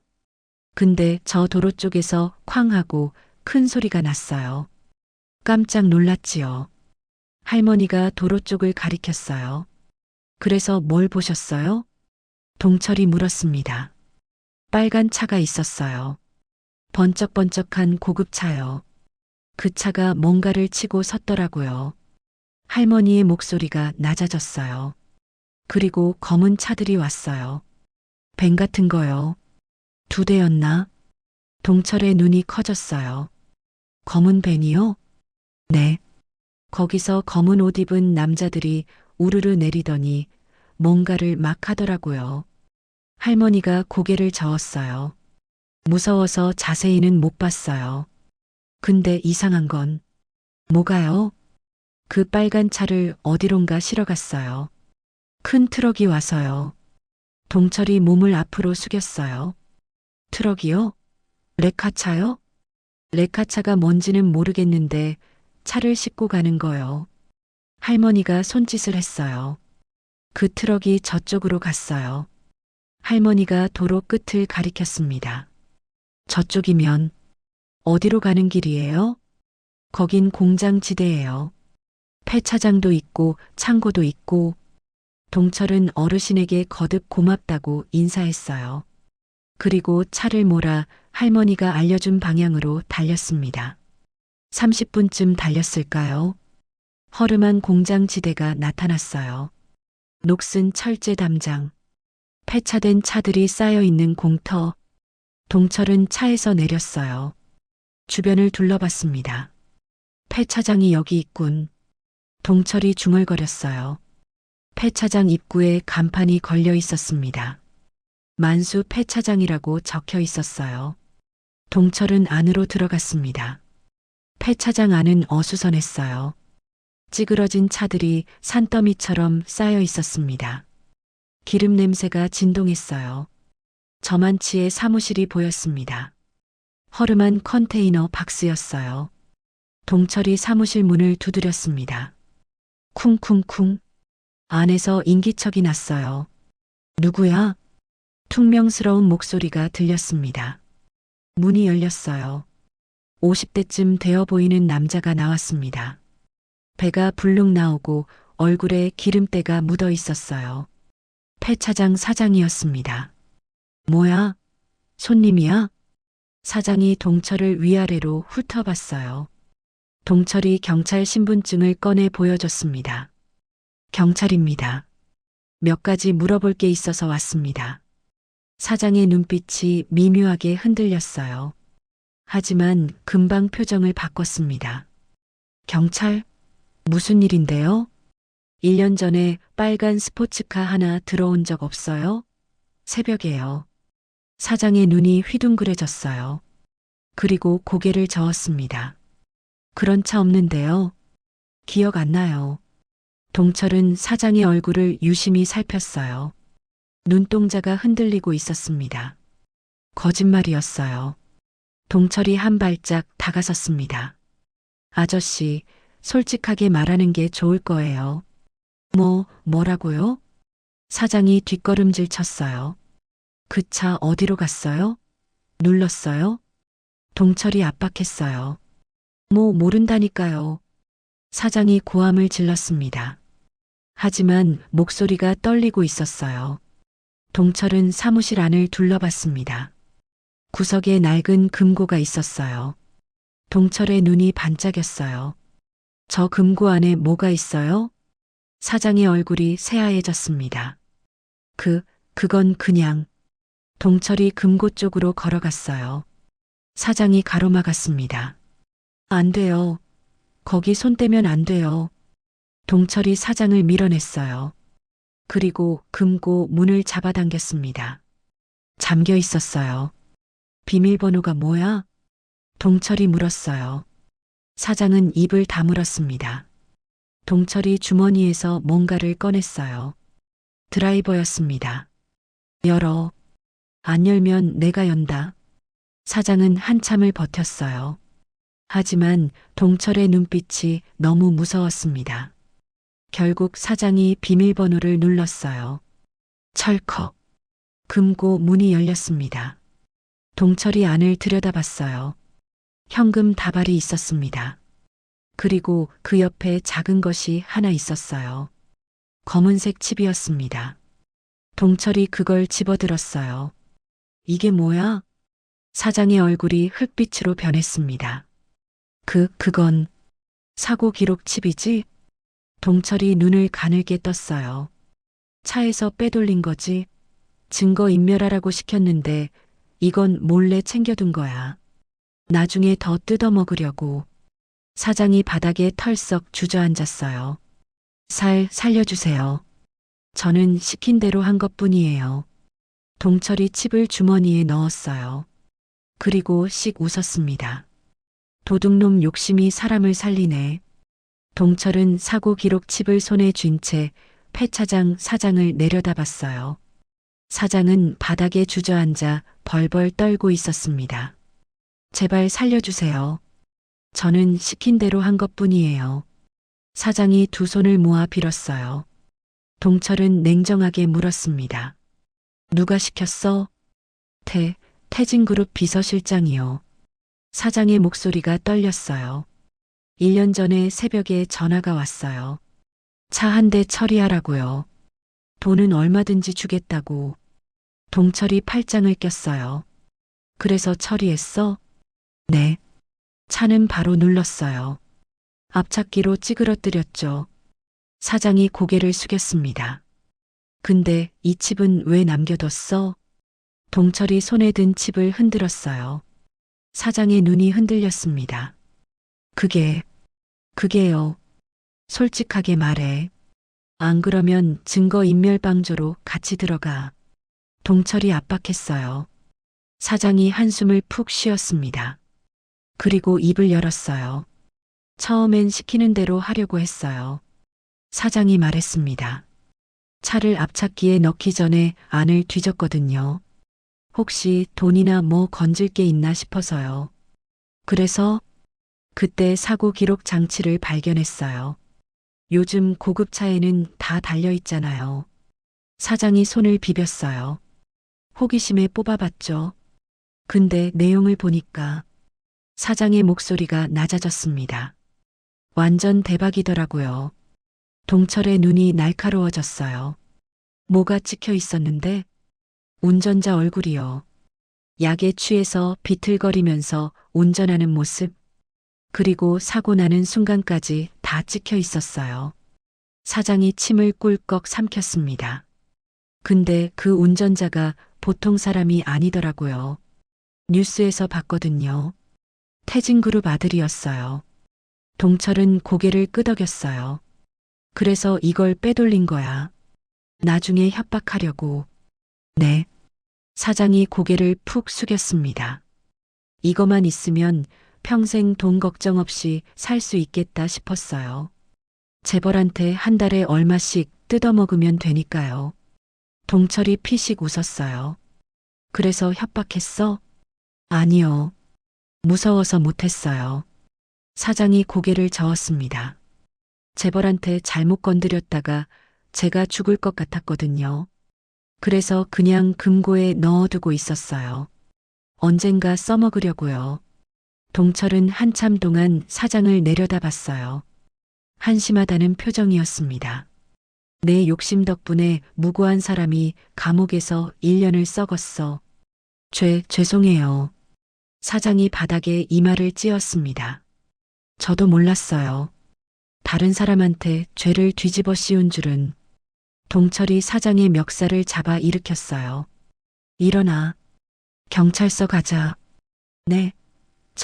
저를 잡아가는 거예요? 사장의 얼굴이 새파랗게 질렸습니다. 당연하지.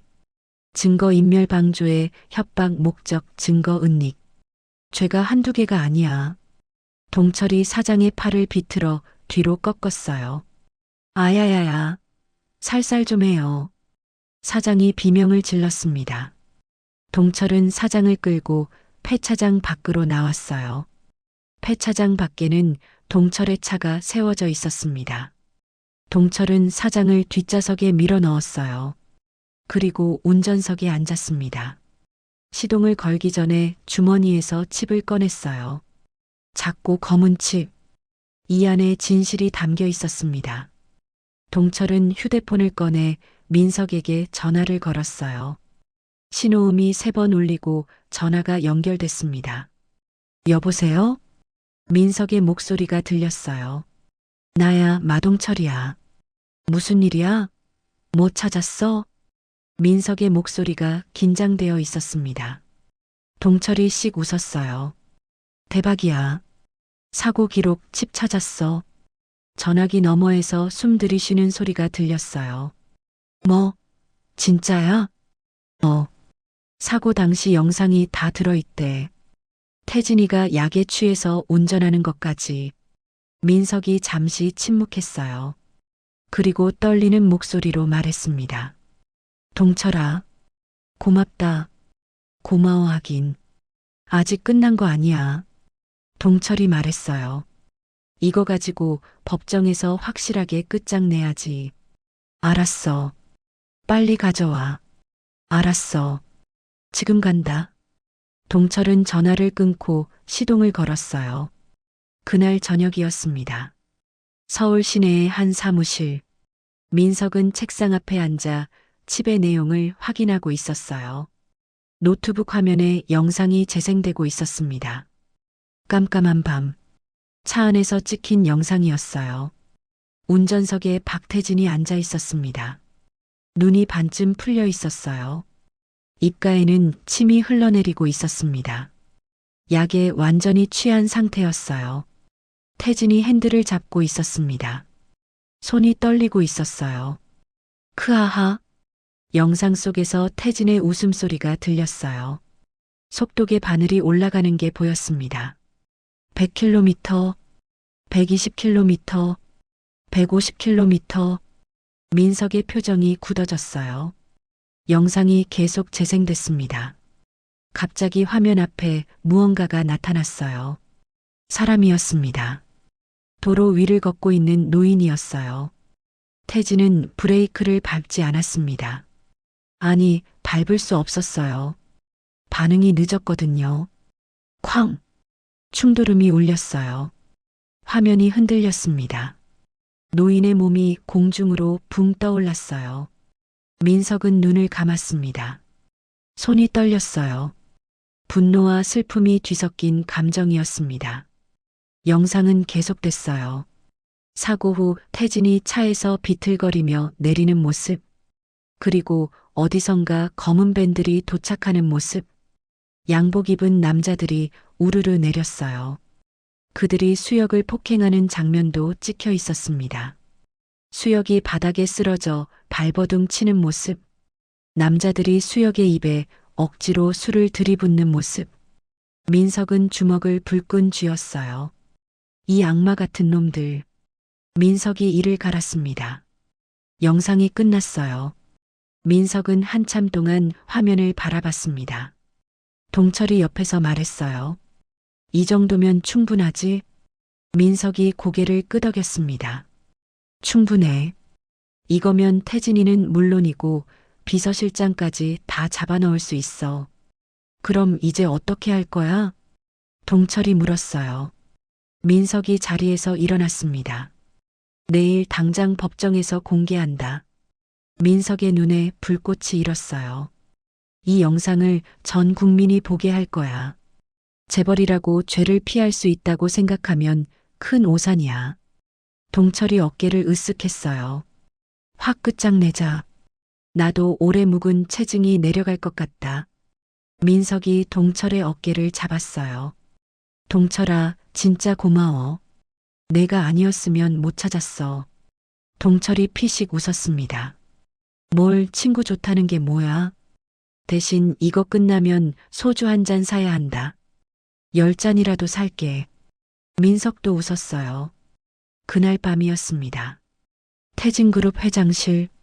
박정호 회장은 창밖을 바라보고 있었어요. 서울 야경이 반짝이고 있었습니다. 하지만 그의 눈에는 아무것도 들어오지 않았어요. 아들이 구속됐습니다. 변호사들은 상황이 어렵다고만 했어요. 여론은 등을 돌렸습니다. 정호 회장은 난생 처음으로 막막함을 느꼈어요. 돈으로 안 되는 일이 있다는 걸 깨달은 거죠. 그때 전화벨이 울렸어요. 비서실장이었습니다. 회장님, 문제가 생겼습니다. 비서실장의 목소리가 떨리고 있었어요. 무슨 문제야? 폐 차장 사장이 경찰에 잡혔습니다. 정호 회장의 눈이 커졌어요. 뭐? 사고 기록 칩을 빼돌려서 숨겨뒀던 것 같습니다. 그걸 경찰이 확보했습니다. 정호 회장의 얼굴이 새하얘졌어요. 사고 기록 칩이라고? 거기 뭐가 찍혀 있는데? 비서실장이 잠시 침묵했어요. 그리고 낮은 목소리로 말했습니다. 사고 당시 영상이 전부 들어 있습니다. 도련님이 운전하는 것부터 저희가 현장을 정리하는 것까지. 정호 회장의 손에서 전화기가 떨어졌어요. 바닥에 부딪혀 둔탁한 소리가 났습니다. 끝났어. 정호 회장이 중얼거렸어요. 이제 끝이야. 정호 회장은 의자에 털썩 주저앉았습니다. 평생 쌓아온 모든 것이 무너지는 소리가 들리는 것 같았어요. 그 시각, 서울 구치소, 독방에 갇힌 박태진은 천장을 바라보고 있었어요. 차가운 콘크리트 벽, 쇠창살 너머로 보이는 형광등. 태진은 난생 처음으로 공포를 느꼈습니다. 아버지가 해결해 주겠지. 태진이 중얼거렸어요. 하지만 마음 한구석에서는 알고 있었습니다. 이번에는 다르다는 걸, 돈으로 해결할 수 없다는 걸. 태진의 눈에서 눈물이 흘러내렸어요. 엄마. 태진은 어릴 적 돌아가신 어머니를 불렀습니다. 하지만 아무도 대답하지 않았어요. 차가운 독방에는 태진의 흐느낌만 울려 퍼졌습니다. 민석은 창밖의 달을 바라봤어요. 내일이면 모든 게 끝납니다. 1년 동안 억울하게 갇혀있던 수역이 무죄로 풀려날 거예요. 30년 전 자신을 살려준 은인의 아들. 그 아들을 구할 수 있게 됐습니다. 민석은 눈을 감았어요. 30년 전 그날 밤이 떠올랐습니다. 한강 다리 난간을 붙잡고 있던 자신. 그때 달려와서 자기 멱살을 잡고 끌어내린 옥분. 뜨거운 떡볶이를 먹이며 호통치던 그 목소리. 야, 이놈아. 죽을 힘은 있고 밥숟가락 들 힘은 없어. 민석의 눈가가 촉촉해졌어요. 어머니, 내일 아들 돌려드릴게요. 민석이 나지막하게 중얼거렸습니다. 밤하늘의 달이 유난히 밝았어요. 드디어 그날이 밝았습니다. 2차 공판일이었어요.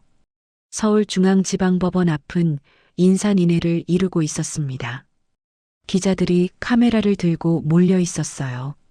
취재 차량들이 도로를 가득 메웠습니다. 시민들도 구경하러 나왔어요. 오늘 판결 어떻게 될까? 재벌 아들 감옥 가겠지? 글쎄, 돈 있으면 다 빠져나오던데. 사람들이 수군거렸습니다. 모두의 관심이 이 재판에 쏠려 있었어요. 오전 10시 304호 법정 문이 열렸습니다. 방청객들이 우르르 들어왔어요. 방청석이 순식간에 가득 찼습니다. 맨 앞줄에 옥분이 앉아 있었어요. 오늘따라 흰 저고리를 단정하게 차려입었습니다. 주름진 손을 꼭 모으고 있었어요. 눈가에 눈물 자국이 남아 있었습니다. 밤새 잠을 못 잔 것 같았어요. 옥분 옆에는 마동철이 앉아 있었습니다. 동철이 옥분의 손을 토닥였어요. 어머니, 오늘 다 끝날 겁니다. 걱정 마세요. 옥분이 고개를 끄덕였어요. 고맙습니다. 정말 고마워요. 옥분의 목소리가 떨렸습니다. 피고인석에 수혁이 앉았어요. 수갑은 이미 풀려 있었습니다. 수혁의 얼굴에는 여전히 피로가 남아 있었어요. 하지만 눈빛은 지난번과 달랐습니다. 희망이 보였어요. 수혁이 방청석을 돌아봤습니다. 어머니와 눈이 마주쳤어요. 옥분이 환하게 웃었습니다. 수혁도 미소를 지었어요. 1년 만에 보는 어머니의 웃음이었습니다. 반대편에는 박태진이 앉아 있었어요. 주황색 죄수복을 입고 있었습니다. 손에는 수갑이 채워져 있었어요. 태진의 얼굴은 일주일 사이에 확 늙어 있었습니다. 눈 밑에 짙은 그림자가 드리워져 있었어요. 광대뼈가 툭 튀어나왔습니다. 감옥밥이 맞지 않는 것 같았어요. 태진 옆에는 비싼 양복을 입은 변호사 3명이 앉아 있었습니다. 대한민국 최고의 로펌 소속이었어요. 하지만 그들의 표정도 어두웠습니다. 상황이 좋지 않다는 걸 알고 있었거든요. 전원 기립. 법원 경위가 외쳤어요. 모두가 일어섰습니다. 판사석 문이 열렸어요.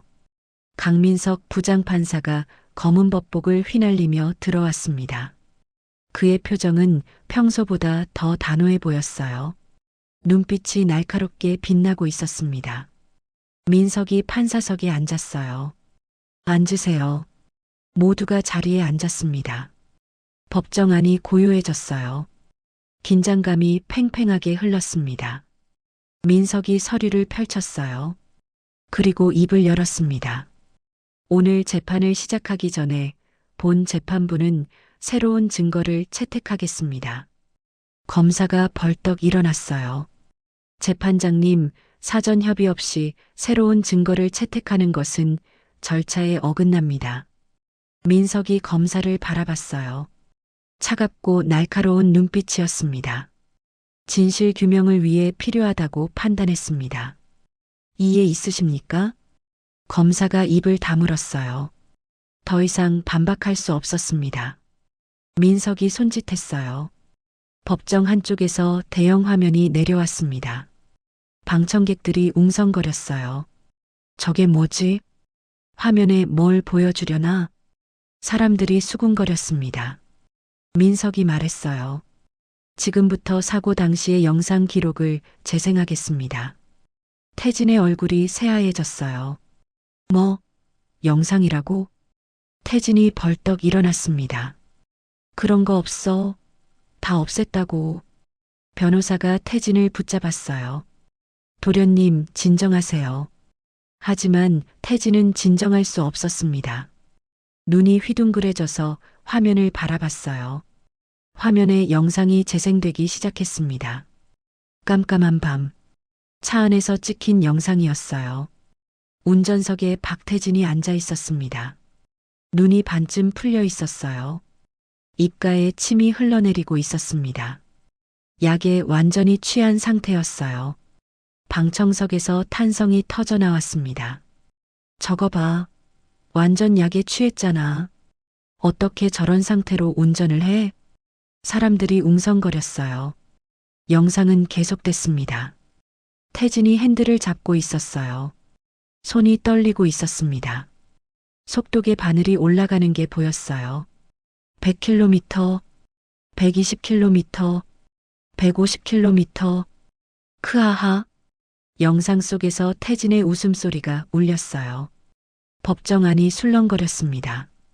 갑자기 화면 앞에 무언가가 나타났어요. 사람이었습니다. 도로 위를 걷고 있는 노인이었어요. 방청석에서 비명이 터졌습니다. 어머, 저기 사람이. 피해. 하지만 영상 속의 태진은 브레이크를 밟지 않았어요. 반응이 늦었습니다. 쾅! 충돌음이 울렸어요. 화면이 심하게 흔들렸습니다. 노인의 몸이 공중으로 붕 떠오르는 게 보였어요. 방청석 곳곳에서 흐느끼는 소리가 들렸습니다. 옥부는 두 손으로 얼굴을 가렸어요. 어깨가 들썩였습니다. 영상은 계속됐어요. 사고 후 장면이었습니다. 태진이 차에서 비틀거리며 내렸어요. 뭐야? 뭐 쳤어? 태진의 목소리가 들렸습니다. 그리고 어디선가 검은 밴 2대가 도착했어요. 양복 입은 남자들이 우르르 내렸습니다. 그들이 수혁에게 다가가는 게 보였어요. 아, 이게 뭐야? 나. 수혁의 외침이 들렸습니다. 남자들이 수혁을 둘러쌌어요. 주먹이 날아들었습니다. 발길질이 쏟아졌어요. 수혁이 바닥에 쓰러졌습니다. 으악! 수혁의 비명이 법정에 울려 퍼졌어요. 방청석이 술렁거렸습니다. 저게 뭐야? 사람을 저렇게 때려? 완전 폭력배들이잖아.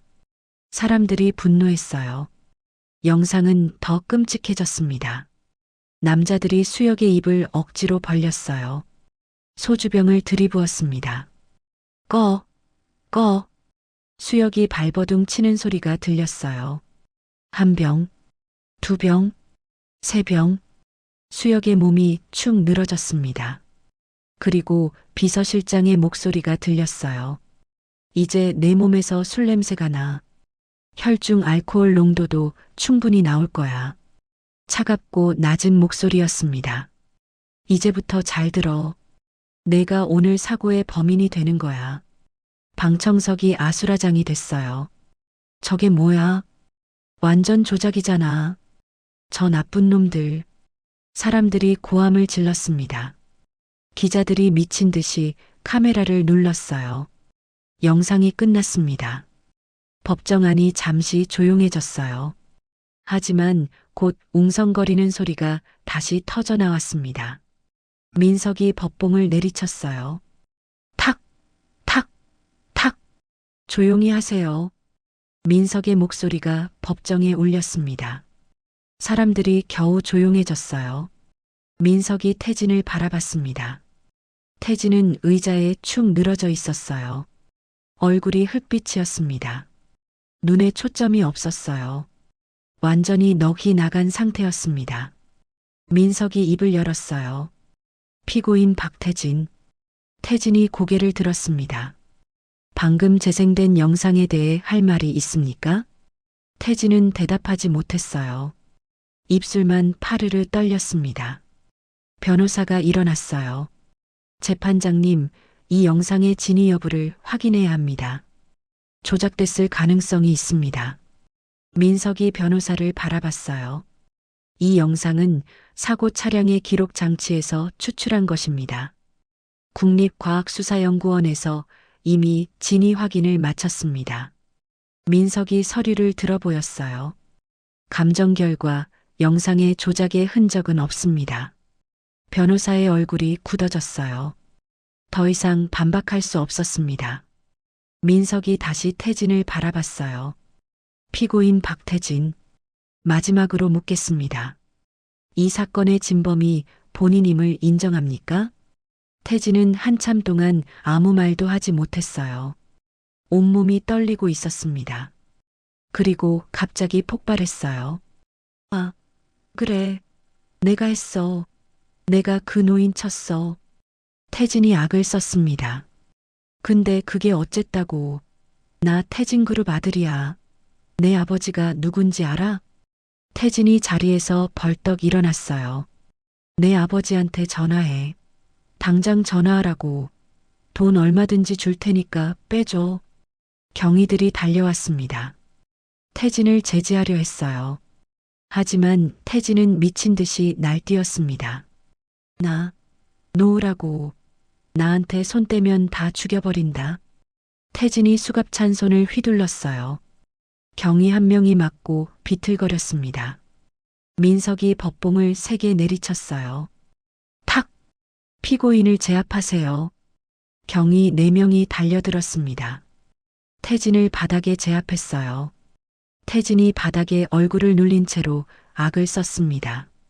아버지, 아버지, 살려줘. 제발 살려줘. 하지만 아무도 대답하지 않았어요. 방청석에서 박정호 회장의 모습은 보이지 않았습니다. 아들을 버린 거였어요. 태진의 눈에서 눈물이 흘러내렸습니다. 아버지, 아버지. 태진의 절규가 법정에 울렸어요. 하지만 아무도 동정하지 않았습니다. 민석이 자리에서 일어났어요. 법정 안을 둘러봤습니다. 그리고 엄숙한 목소리로 말했습니다. 피고인 박태진. 태진이 바닥에 눌린 채로 고개를 들었어요. 본 재판부는 피고인에게 다음과 같이 판결합니다. 민석의 목소리가 법정에 울렸어요. 음주운전 치사, 증거 조작, 무고, 협박 혐의로 징역 20년을 선고합니다. 방청석에서 탄성이 터져 나왔어요. 20년, 20년이래. 잘됐다. 쌤통이야.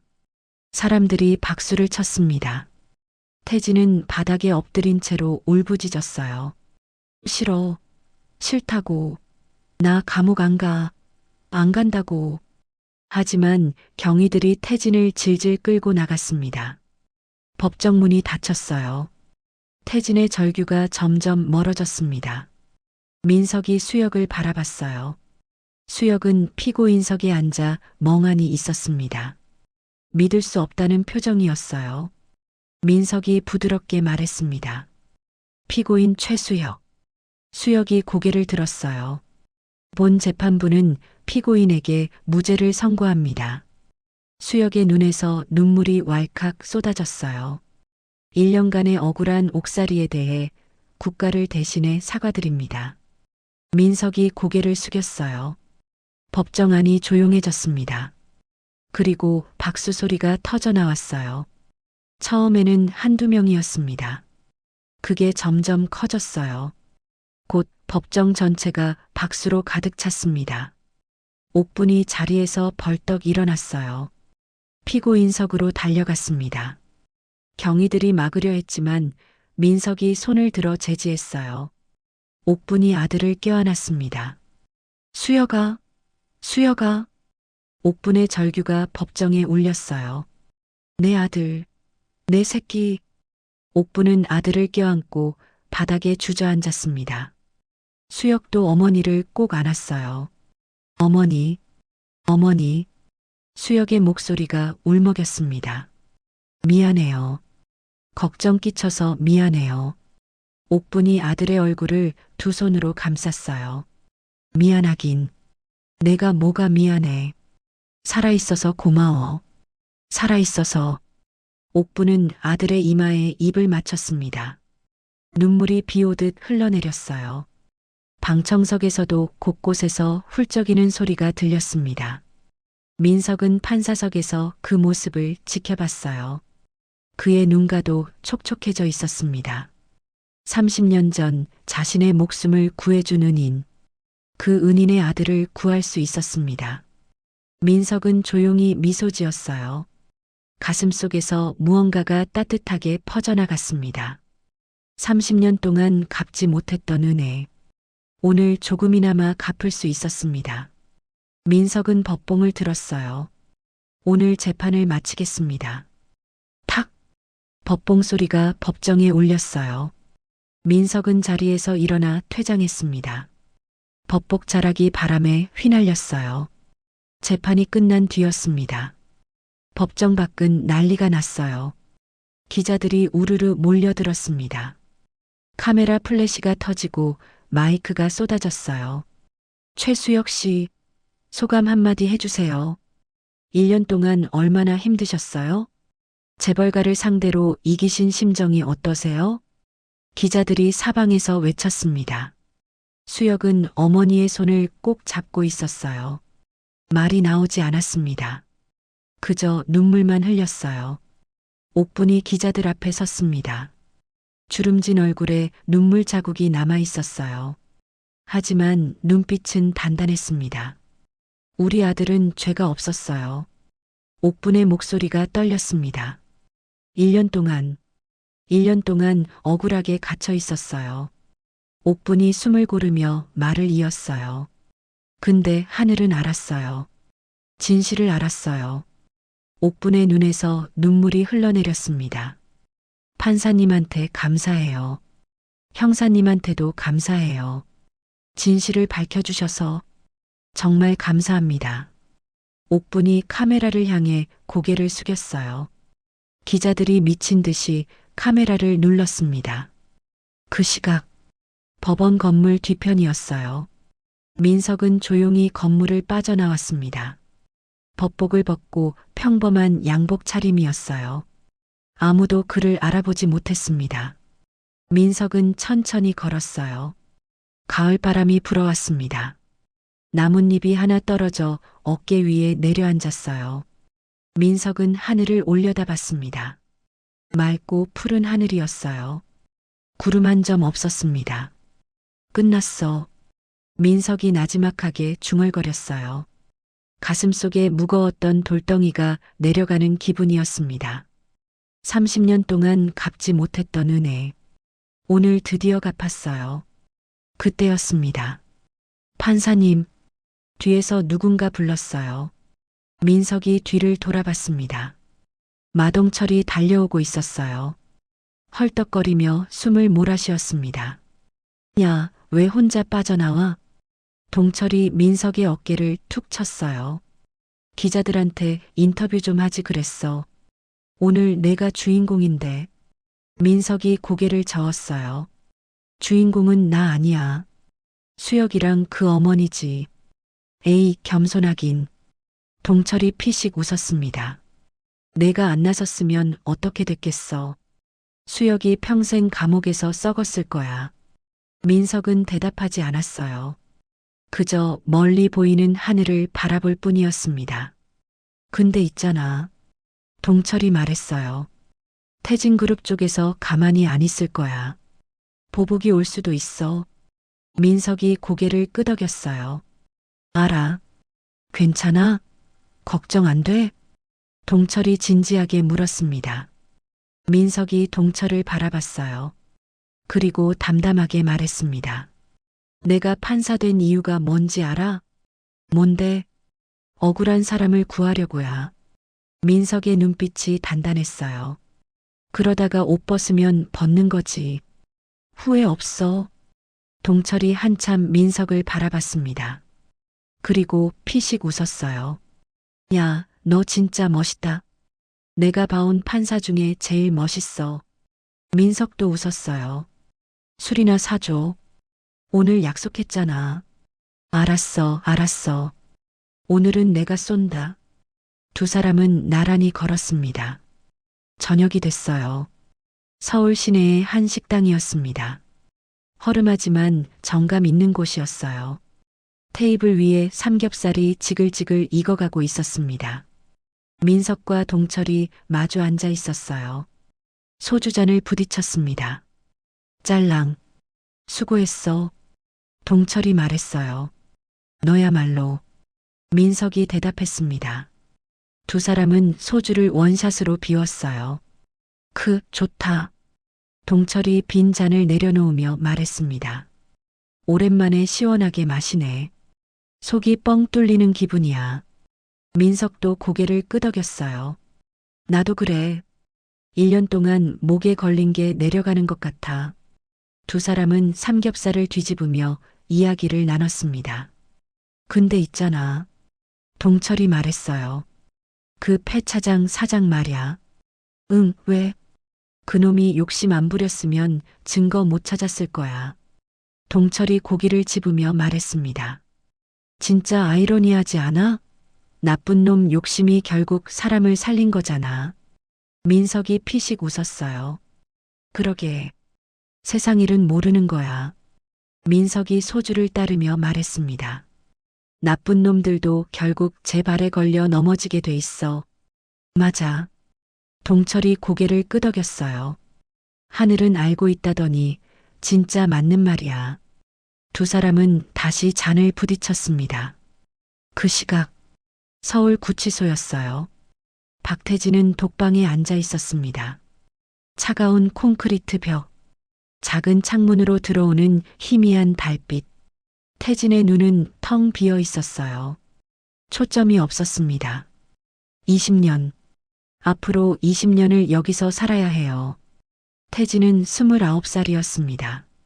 출소하면 50살 가까이 될 거예요. 인생이 끝난 거나 마찬가지였습니다. 아버지. 태진이 중얼거렸어요. 아버지는 왜 안 와? 태진은 아버지가 구해줄 거라고 믿었어요. 돈이면 안 되는 게 없으니까요. 하지만 아버지는 오지 않았습니다. 면회도 오지 않았어요. 전화도 없었습니다. 태진은 버려진 거였어요. 아버지한테, 가족한테, 세상 모든 사람한테. 태진의 눈에서 눈물이 흘러내렸습니다. 엄마. 태진은 어릴 적 돌아가신 어머니를 불렀어요. 엄마, 나 무서워. 하지만 아무도 대답하지 않았습니다. 차가운 독방에는 태진의 흐느낌만 울려 퍼졌어요. 같은 시각, 태진그룹 본사 회장실이었어요. 박정우 회장은 혼자 앉아 있었습니다. 불이 꺼진 어둠 속이었어요. 창밖으로 서울 야경이 반짝였습니다. 하지만 정우 회장의 눈에는 아무것도 들어오지 않았어요. 아들이 20년 형을 받았습니다. 회사 주가는 폭락했어요.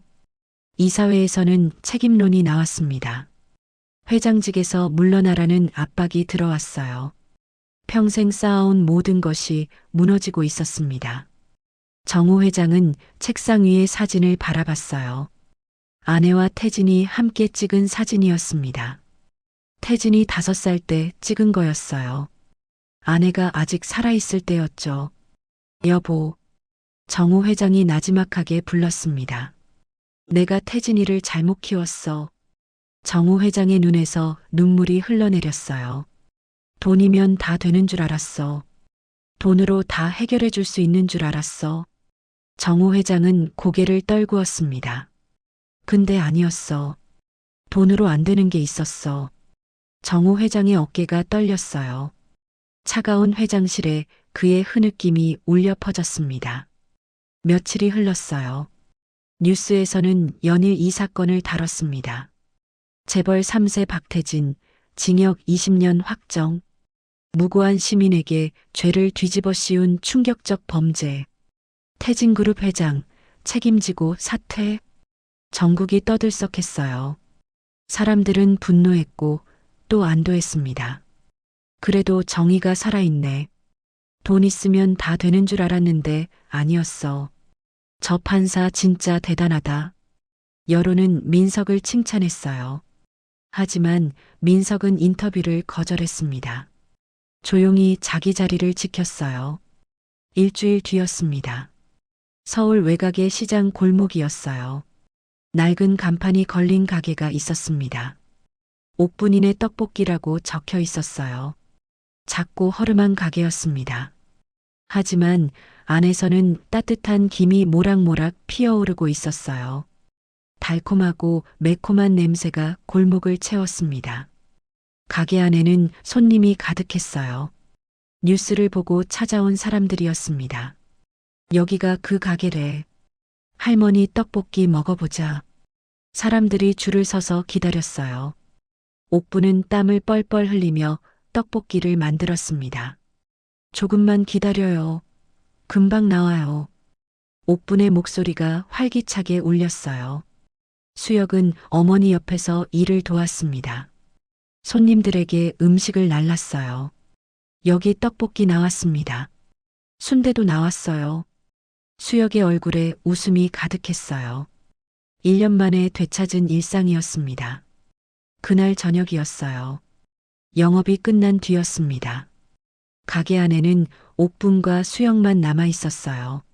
수혁이 바닥을 쓸고 있었습니다. 옥분은 테이블을 닦고 있었어요. 수혁아, 옥분이 불렀습니다. 네, 엄마. 오늘 손님 많았다. 옥분이 웃었어요. 네, 정신없었어요. 수혁도 웃었습니다. 옥분이 걸레를 내려놓았어요. 그리고 아들을 바라봤습니다. 수혁아. 네. 엄마가 미안해. 옥분의 눈에 눈물이 맺혔어요. 엄마 때문에 내가 고생했어. 엄마 가게 지키려고 1년이나 감옥에서. 수혁이 다가왔습니다. 어머니의 어깨를 잡았어요. 엄마, 그런 말 하지 마요. 수혁의 목소리가 부드러웠습니다. 내가 엄마 지키려고 그런 거예요. 후회 안 해요. 옥분의 눈에서 눈물이 흘러내렸어요. 그래도 엄마. 수혁이 어머니를 껴안았습니다. 이제 다 끝났어요. 우리 앞으로 잘 살면 돼요. 옥분은 아들의 등을 토닥였어요. 그래, 그래. 두 모자는 한참 동안 그렇게 서 있었습니다. 그때 가게 문이 열렸어요. 딸랑. 작은 종소리가 울렸습니다. 옥분과 수혁이 문 쪽을 바라봤어요. 한 남자가 서 있었습니다. 40대 중반쯤 되어 보였어요. 단정한 양복 차림이었습니다. 강민석이었어요. 옥분의 눈이 커졌습니다. 판사님? 민석이 조용히 미소 지었어요. 안녕하세요, 어머니. 옥분은 얼른 다가갔습니다. 아이고, 어쩐 일이세요? 여기까지 오시다니. 민석이 가게 안을 둘러봤어요. 낡은 테이블, 김이 모락모락 나는 떡볶이 냄비. 30년 전 그날 밤과 똑같은 풍경이었습니다. 민석의 눈가가 촉촉해졌어요. 어머니, 드릴 말씀이 있어서 왔습니다.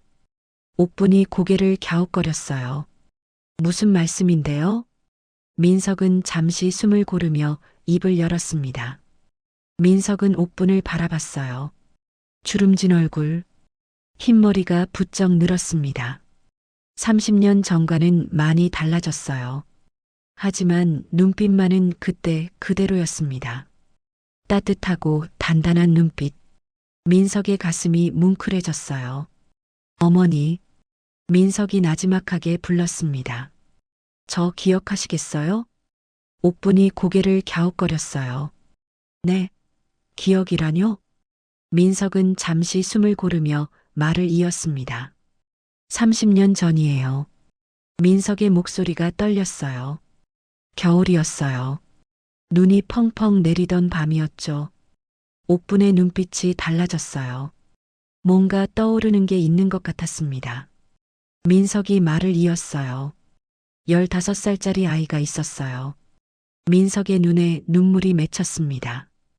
그 아이는 고아원을 탈출했어요. 배가 고프고 춥고 세상에 혼자인 것 같았죠. 옥분의 입이 살짝 벌어졌어요. 그 아이는 한강 다리 난간에 서 있었어요. 뛰어내리면 다 끝난다고 생각했죠. 민석의 목소리가 갈라졌습니다. 그때 누군가 달려와서 그 아이의 멱살을 잡았어요. 옥분의 눈이 커졌어요. 손이 입을 막았습니다. 그 사람이 이렇게 말했어요. 민석이 눈물을 흘리며 말했습니다. 야, 이놈아. 죽을 힘은 있고 밥숟가락 들 힘은 없어? 옥분의 눈에서 눈물이 왈칵 쏟아졌어요. 그 아이가 저예요, 어머니. 민석이 옥분 앞에 무릎을 꿇었습니다. 어머니가 그날 저를 살려주셨어요. 옥분은 두 손으로 얼굴을 감쌌어요. 온몸이 떨렸습니다. 아이고, 아이고. 옥분의 입에서 신음 같은 소리가 새어나왔어요. 그 아이가, 내가 그 아이였어? 옥분이 민석의 얼굴을 두 손으로 감쌌습니다. 주름진 손이 떨리고 있었어요. 맞아. 옥분이 울먹였어요. 그날 밤, 다리 위에서 한 아이를 끌어내렸지. 떡볶이 먹이고, 쪽방에서 재웠지. 옥분의 눈에서 눈물이 비 오듯 쏟아졌습니다. 근데 내가 그 아이였어? 민석이 고개를 끄덕였어요. 네, 어머니. 저예요. 민석도 울고 있었습니다. 어머니가 3개월 동안 밥 먹여주셨어요. 살려주셨어요. 민석이 옥분의 손을 꼭 잡았어요. 어머니 덕분에 제가 살았어요. 공부해서 판사가 됐어요. 수혁은 옆에서 그 모습을 바라보고 있었어요. 눈물이 흘러내렸습니다. 어머니와 판사님, 30년 전에 인연이 있었던 거예요. 그리고 그 인연이 자신을 살린 거였습니다. 수혁의 가슴이 뜨거워졌어요. 세상에 이런 일이 있을 줄은 몰랐습니다. 옥분이 민석을 끌어안았어요. 아이고, 내 새끼. 옥분은 민석을 자기 아들처럼 안았습니다. 등을 토닥이며 울었어요. 살아있었구나. 잘 컸구나. 민석도 옥분을 꼭 안았어요. 어머니, 감사합니다. 정말 감사합니다. 작은 가게 안에 울음소리가 가득 찼습니다. 한참이 지났어요. 세 사람은 테이블에 마주 앉았습니다. 옥분이 떡볶이를 가져왔어요. 빨간 국물이 보글보글 끓고 있었습니다. 달콤하고 매콤한 냄새가 퍼졌어요. 민석은 떡볶이를 바라봤습니다. 30년 전 그날 밤, 얼어붙은 몸을 녹여줬던 바로 그 떡볶이였어요. 민석의 눈에 눈물이 맺혔습니다. 어머니, 이 맛이에요. 민석이 떡볶이를 한 입 먹었어요. 30년 전 그날 밤과 똑같아요. 옥분이 웃었어요. 눈가에 눈물이 고여 있었습니다. 그래, 많이 먹어. 많이 먹고 힘내. 옥분이 민석의 그릇에 떡볶이를 더 담아줬어요. 내가 살아서 이렇게 찾아와 줬잖아. 그것만으로도 나는 행복해. 민석이 고개를 숙였어요. 어머니, 저한테 은혜를 갚을 기회를 주셔서 감사해요. 무슨 은혜야? 옥분이 손을 저었습니다. 넌 판사가 돼서 세상에 좋은 일 많이 했잖아. 그게 은혜 갚은 거야. 민석이 고개를 저었어요. 아니에요, 어머니. 민석이 옥분을 바라봤습니다. 수혁 씨를 구한 건 당연한 거예요. 어머니가 저를 구해주셨으니까요. 수혁이 입을 열었어요. 판사님. 민석이 수혁을 바라봤습니다. 감사합니다. 정말 감사합니다. 수혁이 고개를 숙였어요. 판사님 아니었으면 저는 평생 감옥에 있었을 거예요.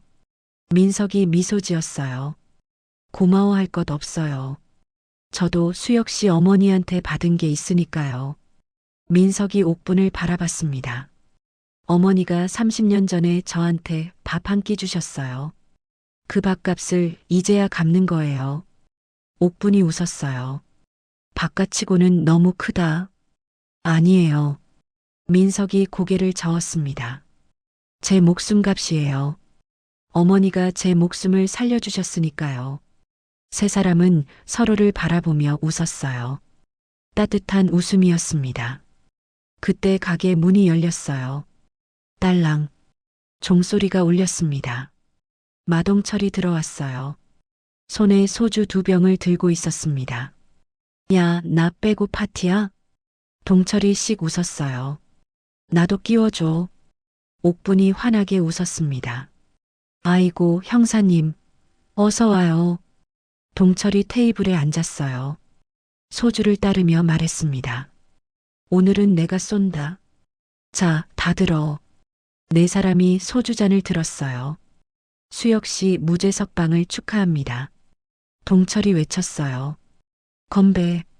짤랑. 4개의 잔이 부딪혔습니다. 맑은 소리가 작은 가게 안에 울려 퍼졌어요. 밤이 깊어갔습니다. 가게 안에는 웃음소리가 끊이지 않았어요. 옥부는 연신 음식을 내왔습니다. 떡볶이, 순대, 튀김, 어묵. 테이블 위가 가득 찼어요. 많이 먹어요. 많이 먹어. 옥분이 연신 음식을 권했습니다. 민석은 행복했어요. 30년 만에 찾은 가족 같은 사람들. 피는 안 섞였지만 마음으로 이어진 사람들. 민석은 소주잔을 들었어요. 어머니. 옥분이 민석을 바라봤습니다. 저 이제 죽을 생각 안 합니다. 민석이 미소 지었어요. 어머니 떡볶이 맛 오래오래 보려면요. 옥분의 눈에 눈물이 고였어요. 하지만 입가에는 미소가 떠올랐습니다. 그래, 그래. 오래오래 살아. 오래 살아서 떡볶이 많이 먹어. 옥분이 민석의 손을 꼭 잡았어요. 내가 살아있어서 고마워. 찾아와줘서 고마워. 민석도 옥분의 손을 꼭 잡았습니다. 저야말로요, 어머니. 창밖으로 달이 떠올랐어요. 둥글고 밝은 보름달이었습니다. 달빛이 작은 가게 안으로 쏟아져 들어왔어요. 4사람의 웃음소리가 골목에 울려 퍼졌습니다. 수혁이 어머니 어깨를 감쌌어요. 엄마, 이제 걱정 마요. 내가 잘할게요. 옥분이 아들의 손을 토닥였습니다. 그래, 그래. 우리 아들 믿어. 동철이 소주를 따르며 말했어요. 야, 이제 걱정 끝이다. 앞으로 좋은 일만 있을 거야. 민석이 고개를 끄덕였습니다. 맞아요. 이제 다 끝났어요. 4사람은 다시 잔을 들었어요. 앞으로의 행복을 위하여. 짤랑. 잔이 부딪히는 소리가 울렸습니다. 30년 전 그날 밤. 한강 다리 위에서 죽으려던 소년이 있었어요. 그 소년을 살린 건 떡볶이 한 그릇이었습니다. 그리고 30년 후, 그 소년은 판사가 되어 돌아왔어요. 은인의 아들을 구했습니다. 세상은 때로 이렇게 돌고 돌아요. 뿌린 대로 거두는 거예요. 선한 일은 반드시 돌아옵니다. 때로는 30년이 걸리더라도요. 가게 불빛이 골목을 밝히고 있었어요. 따뜻한 김이 모락모락 피어올랐습니다. 웃음소리가 밤하늘로 퍼져나갔어요. 달이 그 모습을 내려다보고 있었습니다. 마치 축복하듯이요. 옥분이 중얼거렸어요. 하늘은 알고 있었어. 그녀의 눈에서 눈물이 흘러내렸습니다. 하지만 입가에는 미소가 떠올라 있었어요. 선한 일은 반드시 돌아온다더니 진짜였어. 옥분은 하늘을 올려다봤습니다. 보름달이 환하게 빛나고 있었어요. 고마워. 정말 고마워. 옥분의 감사가 밤하늘로 퍼져나갔습니다. 그리고 그날 밤 작은 떡볶이 가게에서 시작된 인연은 30년의 세월을 건너 마침내 아름다운 결실을 맺었습니다. 오늘의 이야기가 마음 한구석에 작은 숨결처럼 스며들었다면 앞으로도 당신의 하루에 조용한 위로가 되어드릴 이야기로 찾아오겠습니다. 구독과 좋아요는 큰 힘이 됩니다. 그리고 사연의 주인공을 위한 따뜻한 응원 한 줄 댓글에 남겨주세요. 당신의 오늘이 조금 더 행복하길 기원합니다. 인생우리였습니다.